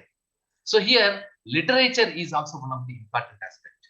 So Hyderabad, sadiyon se, since many centuries, Hyderabad is the hub for literature too. Hyderabad is nowadays, it is being known as the IT hub or film hub or cultural hub or heritage hub, whichever. But at the same time, it is the hub for literature too. Since many centuries, since the times of Qutub Shahis, since the times of Kakatiyas, so since the times of Shatavahanas too, if we go into the historical annals of Hyderabad, because Hyderabad is once upon a time is an integral part in Shatavahanas kingdom, and later on it has become an integral part in Kakatiyas of 11th to 13th century, and later on it has become the capital city of Qutub Shahis, and Golconda has become the capital center for all the administration of the entire region here. And later on in the Asaf Jahi times, when this Asaf Jahi Nizamite culture, Nizamite reign has been introduced in Hyderabad since 1794, Hyderabad has become the capital city of the administration and has become the hub for culture, art, literature, and whatnot, and even architecture too. So here Hyderabad is having a wonderful culture and wonderful climatic conditions and geographical location too. So we know pretty well Hyderabad is the hub, and Hyderabad is the connecting link between northern and southern cultures, and where you can find it is the gateway to the southern part of the states towards the north and vice versa. So such a nice geographically designed location is there in respect of Hyderabad. So in this Hyderabad, since many centuries, literature has flourished like anything. And one of the prominent things we can find in Hyderabad is the ghazals culture and the mushaira, the qawwali, and many other things. And including with the Telugu styles, Telugu padyam and Telugu poetry, Telugu katha, kavita, and many other things. And a story, poetry, and many other things. In this entire aspect, so Telangana is a land where many struggles have been happened. Many people's struggles have been happened, and one of the important struggle has resulted in establishment of separate state for Telangana people and realizing the 60 years of the great dream of the people of Telangana, and Hyderabad and Telangana has become the 29th state in Indian Union and the youngest state in India. Though it may be young in respect of the age, but as far as literature and culture and heritage is concerned, it is having a great grandeur past. So that great legacy is being continuing with the different sorts of people, with the different sections of people's efforts. And one of the prominent effort that is being extended by the people of literature is Hyderabad Literary Festival. So Hyderabad Literary Festival is one of the important aspects which made Hyderabad as one of the prominent destination for literary crossroads, also literary destinations. So for the last 12 years of great effort that has been extended by the team of HLF has created a landmark and created an indelible mark in the entire world of literature to see towards Hyderabad. So that has one of the prominent and appreciable effort that has been extended by HLF. The team HLF is really appreciable in making an indelible mark in the world of literature to attract and to drag the attention of all the world literary personalities towards Hyderabad. So you have succeeded. The team HLF, particularly Amita Desai ji and Vijay Kumar ji and Kinnara Murthy ma'am and the entire team, their strenuous efforts, their incessant endeavors has resulted in taking this Hyderabad Literary Festival into the map of world literature as one of the important event and important destination for all the literary wizards and literary masterminds. So once again, I would like to say my heartfelt congratulations on behalf of the Department of Language and Culture, Government of Telangana, to all the team members who done a wonderful job in making this online HLF festival, literary festival, as a super success on this very valedictory session.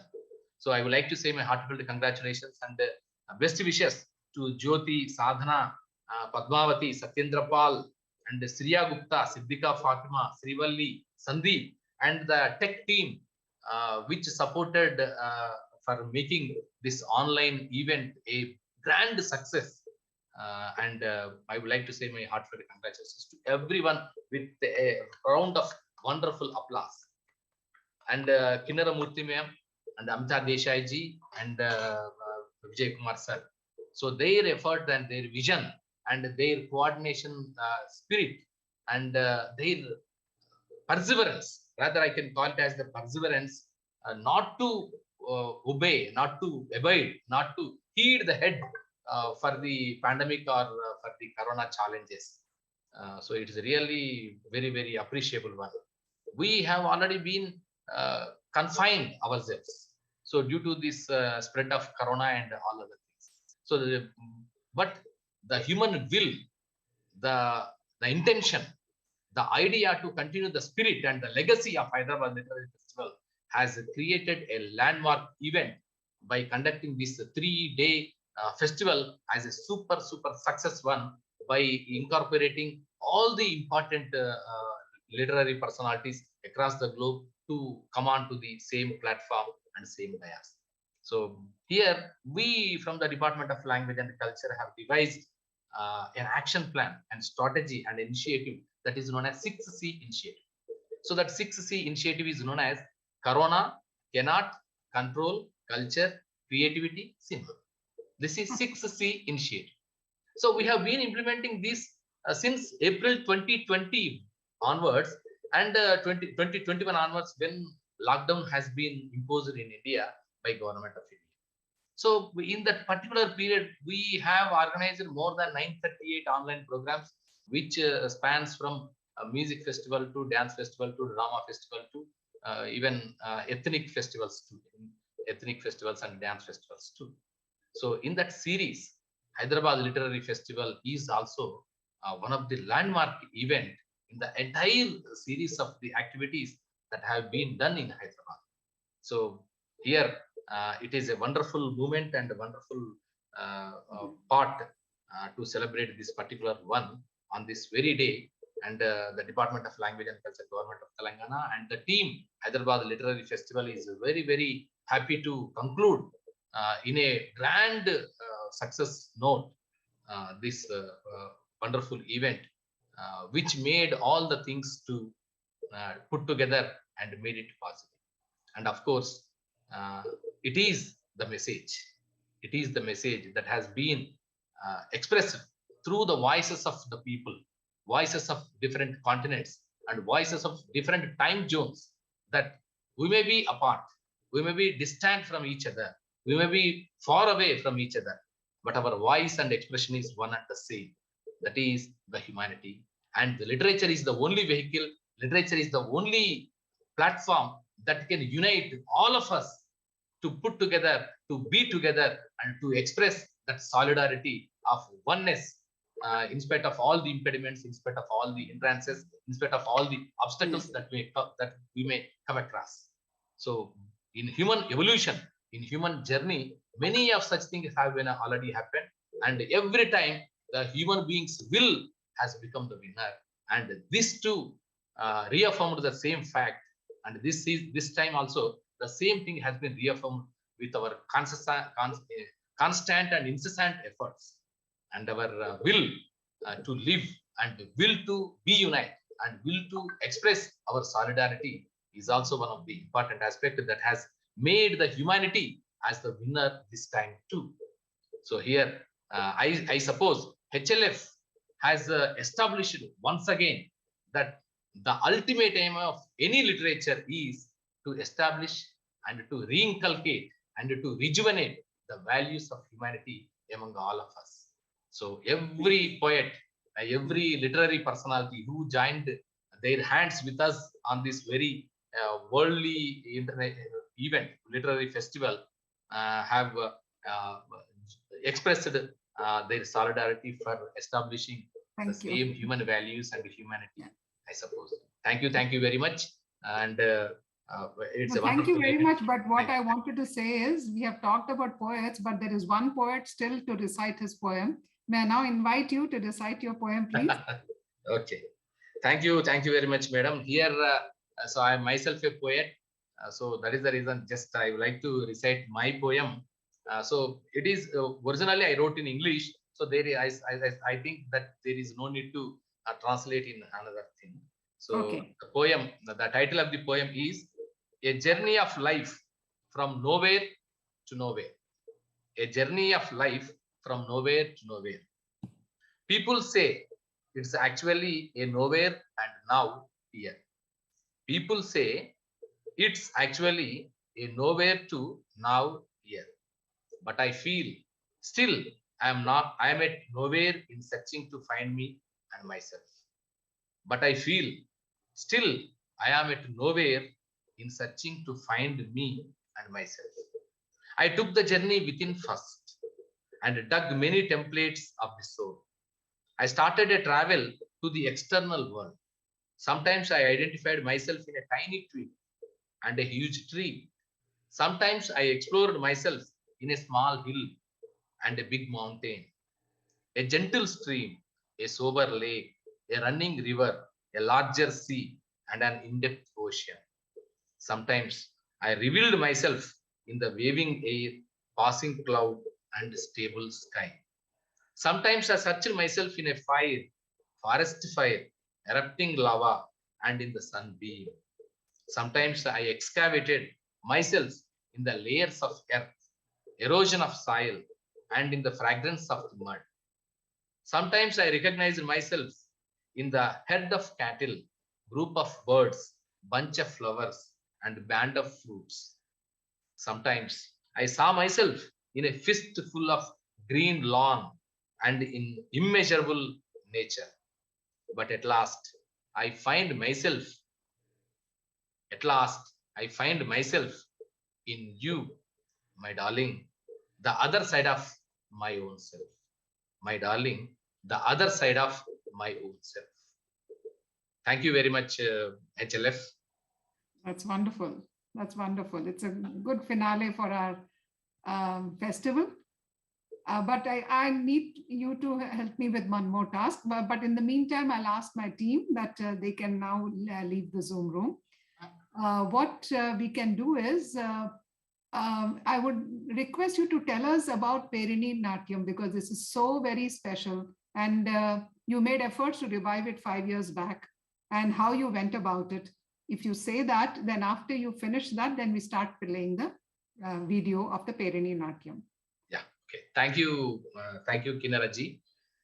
And Perini is a dance form that is having a historical annals and historical evidences since the times of Kakatiyas. So Perini means prerna. It has been derived from the word prerna. Prerna means motivation. So this dance form especially designed to motivate the warriors and motivate the soldiers at the time of Kakatiyas. We know pretty well that in the entire southern part of India, Kakatiyas are the prominent rulers who ruled from 11th century to 1323 AD. And Prataparudra, and it was established, it was founded by Kakatiya Gundyana. He is the first ruler of Kakatiya dynasty, and later on followed by Ganapati Deva and Rudrama Devi and Prataparudra I and Prataparudra II and many other kings in that row. So of them, Ganapati Deva is the strongest leader and strongest ruler and the king who expanded the entire dynasty and entire kingdom to the southern part of India under Narmada and Tapati rivers to the southern part of Indian Ocean, up to an extent of Indian Ocean. So after that, his daughter Rudrama Devi is the first warrior queen in the entire Indian history who ruled a kingdom as a lady. So she is the first lady ruler, women queen leader who ruled the entire kingdom of her own with her valor, courage, and a great spirit. So after that, many things have been happened. In 1323, the kingdom has been, overtook by Muhammad bin Tughlaq of Tughlaq dynasty of Delhi Sultanate, and then the Kakatiya dynasty has come to a conclusion. So, but the important thing is that Jayappa is one of the commander-in-chief of those times in the 12th century.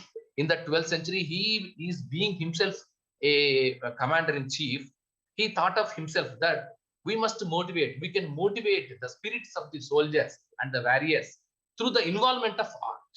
By involving themselves into the art, the valor and the courage and the abilities of the soldiers will be increased like anything. This is really a wonderful thing that has been happened in the times of Kakatiyas, where the art and the war mechanism has been put a blend together. So it is really a wonderful experiment. That experiment has become a reality, and a new dance form that is known as Perini has been evolved then. So since then, it has become one of the prominent features of Telugu culture, heritage, and everything. So later on, after the declination and at the end of the Kakatiya dynasty, naturally the Perini dance did not get any patronage from any other ruler, and it has become ruined into the vestiges. And then in 1970s, Dr. Nataraja Ramakrishna, and after 700 years of the entire journey, Nataraja Ramakrishna is a Padma Shri awardee and a dance doyen. He made an extensive research of more than 3 decades, and he visited every temple and saw the different postures and expressions of the art forms and all, and he revived the art form that is known as Perini and made a wonderful dance form under the name of Perini. So he is the second person after Jayappa who revived the art form of Perini dance into a classical dance form. And then after the demise of Dr. Nataraja Ramakrishna, naturally the Perini, the patronage and the support and the help that has to be required for the propagation of Perini has been totally declined and totally stopped. So then, but in the time of Telangana movement, the Telangana people have their own self-respect in terms of many other things. So one of the important aspects is that the Panchasutra, which motivated all the people to get together and to be together for the cause of Telangana movement. One of the important aspects is that Manakattu, Manabottu, Manabonam, Manabatkamma, Manaperini. These are the 5 important elements which motivated the people of Telangana in the times of Telangana separate state movement.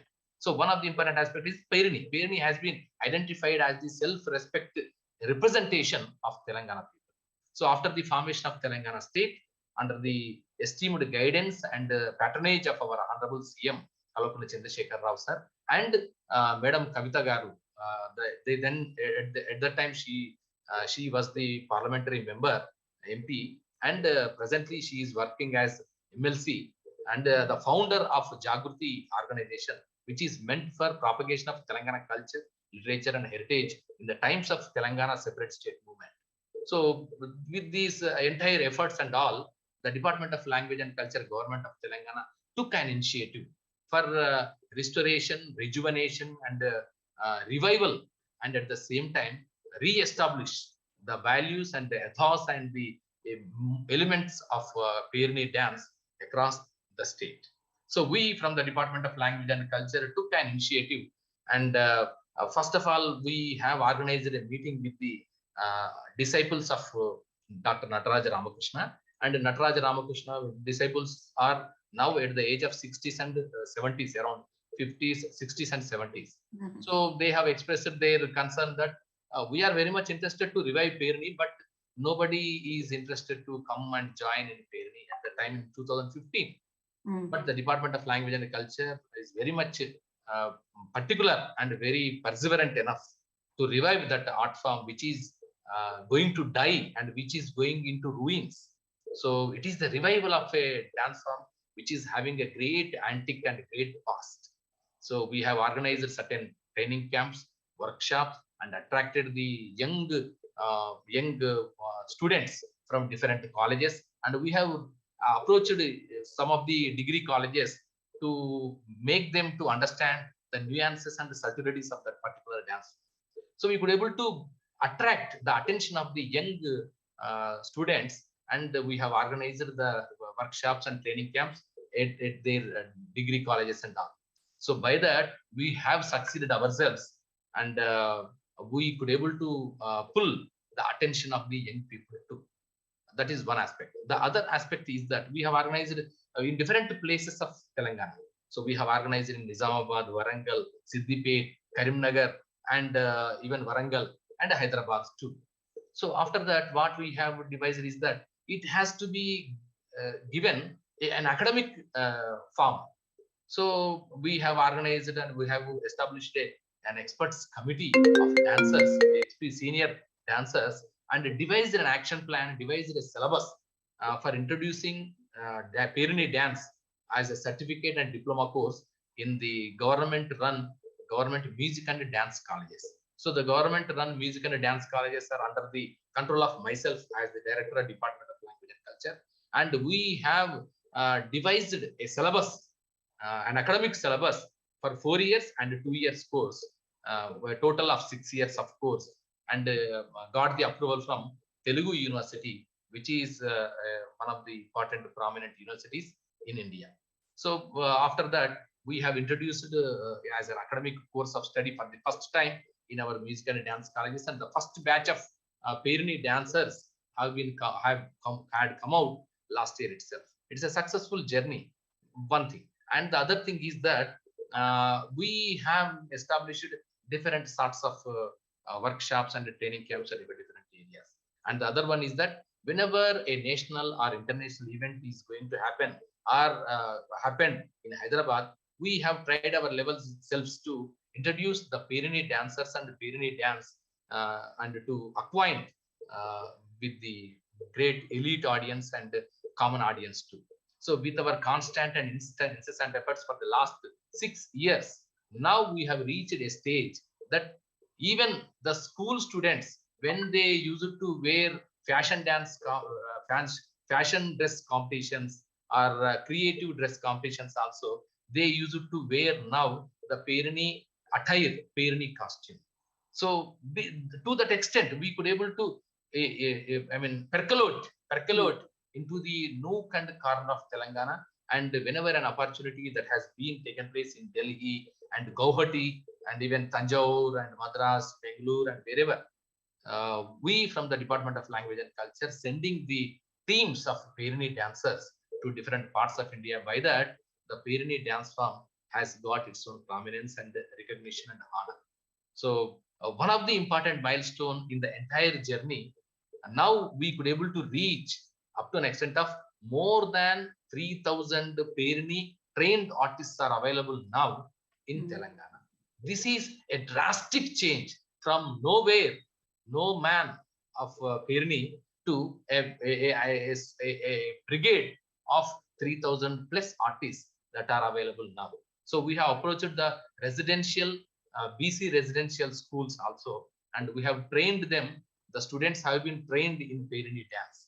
So by that, we could able to expand and we could able to incorporate the ethos and the values of Perini dance among the children. And here I am going to present, with the support of Hyderabad Literary Festival and the team HLF, one of the prominent event that has been take place in the entire sojourn of Perini dance after the formation of Telangana state is that took place in 2015.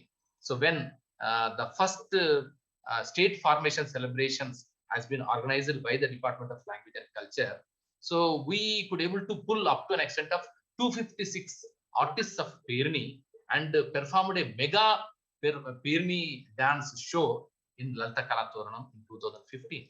So that is a resplendent and splendid performance that has been to take place, because they are the first steps and very earlier and initial steps towards reaching to our goal of establishing Perini as a wonderful classical dance form. So here a video that has been recorded in 2015, though it is recorded in 2015, it is one of the landmark event and milestone event in the revival and rejuvenation of the dying art form of Perini dance as a classical dance form. Yeah. So that is the reason we have selected, with the support of Hyderabad Literary Festival team, that it is the, though it is related to performed in 2015 as a part and parcel of state formation celebrations, but it can be presented here again to showcase the magnanimity and the uniqueness and the speciality and its own genuinity of the classical dance of Perini. Absolutely. So that is the reason we are going to present this wonderful event for you. Thank you very much. Thank you For showcasing this Perini dance.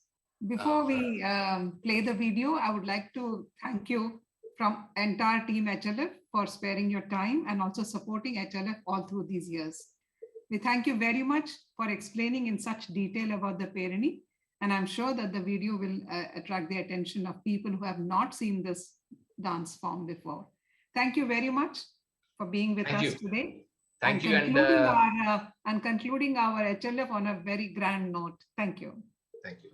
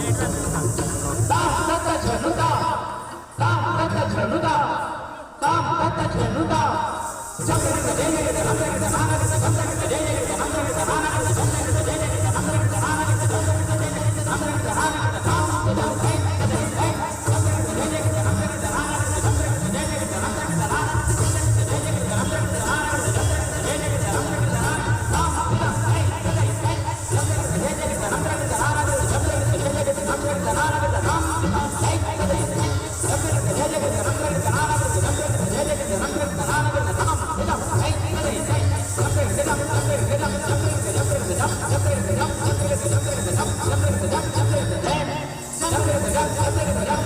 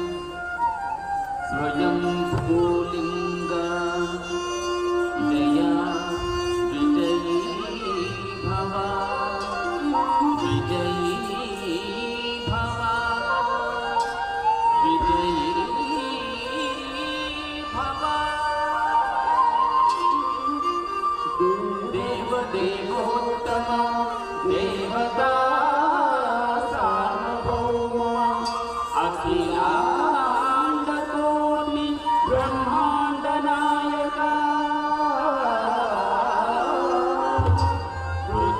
पृथ्वीलिंग Shri Kanchipur एकांबरेश्वर Swami बहुवरा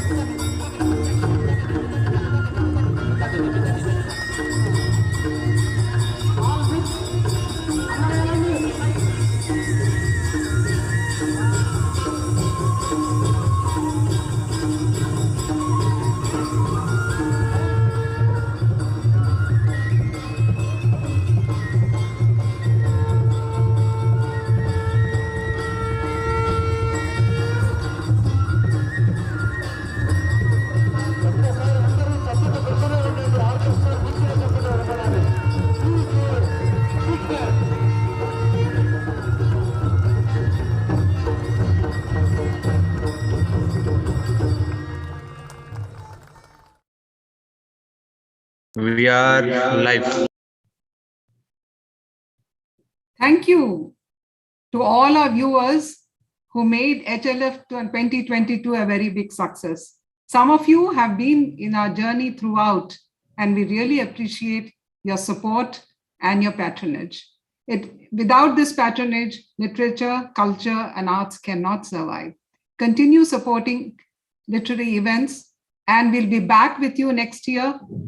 But before that, please remember that we have not forgotten you for 1 year. We have our fortnightly HLF online sessions every second and fourth Fridays generally. Sometimes the dates may change, but usually it is second and fourth Fridays of every month.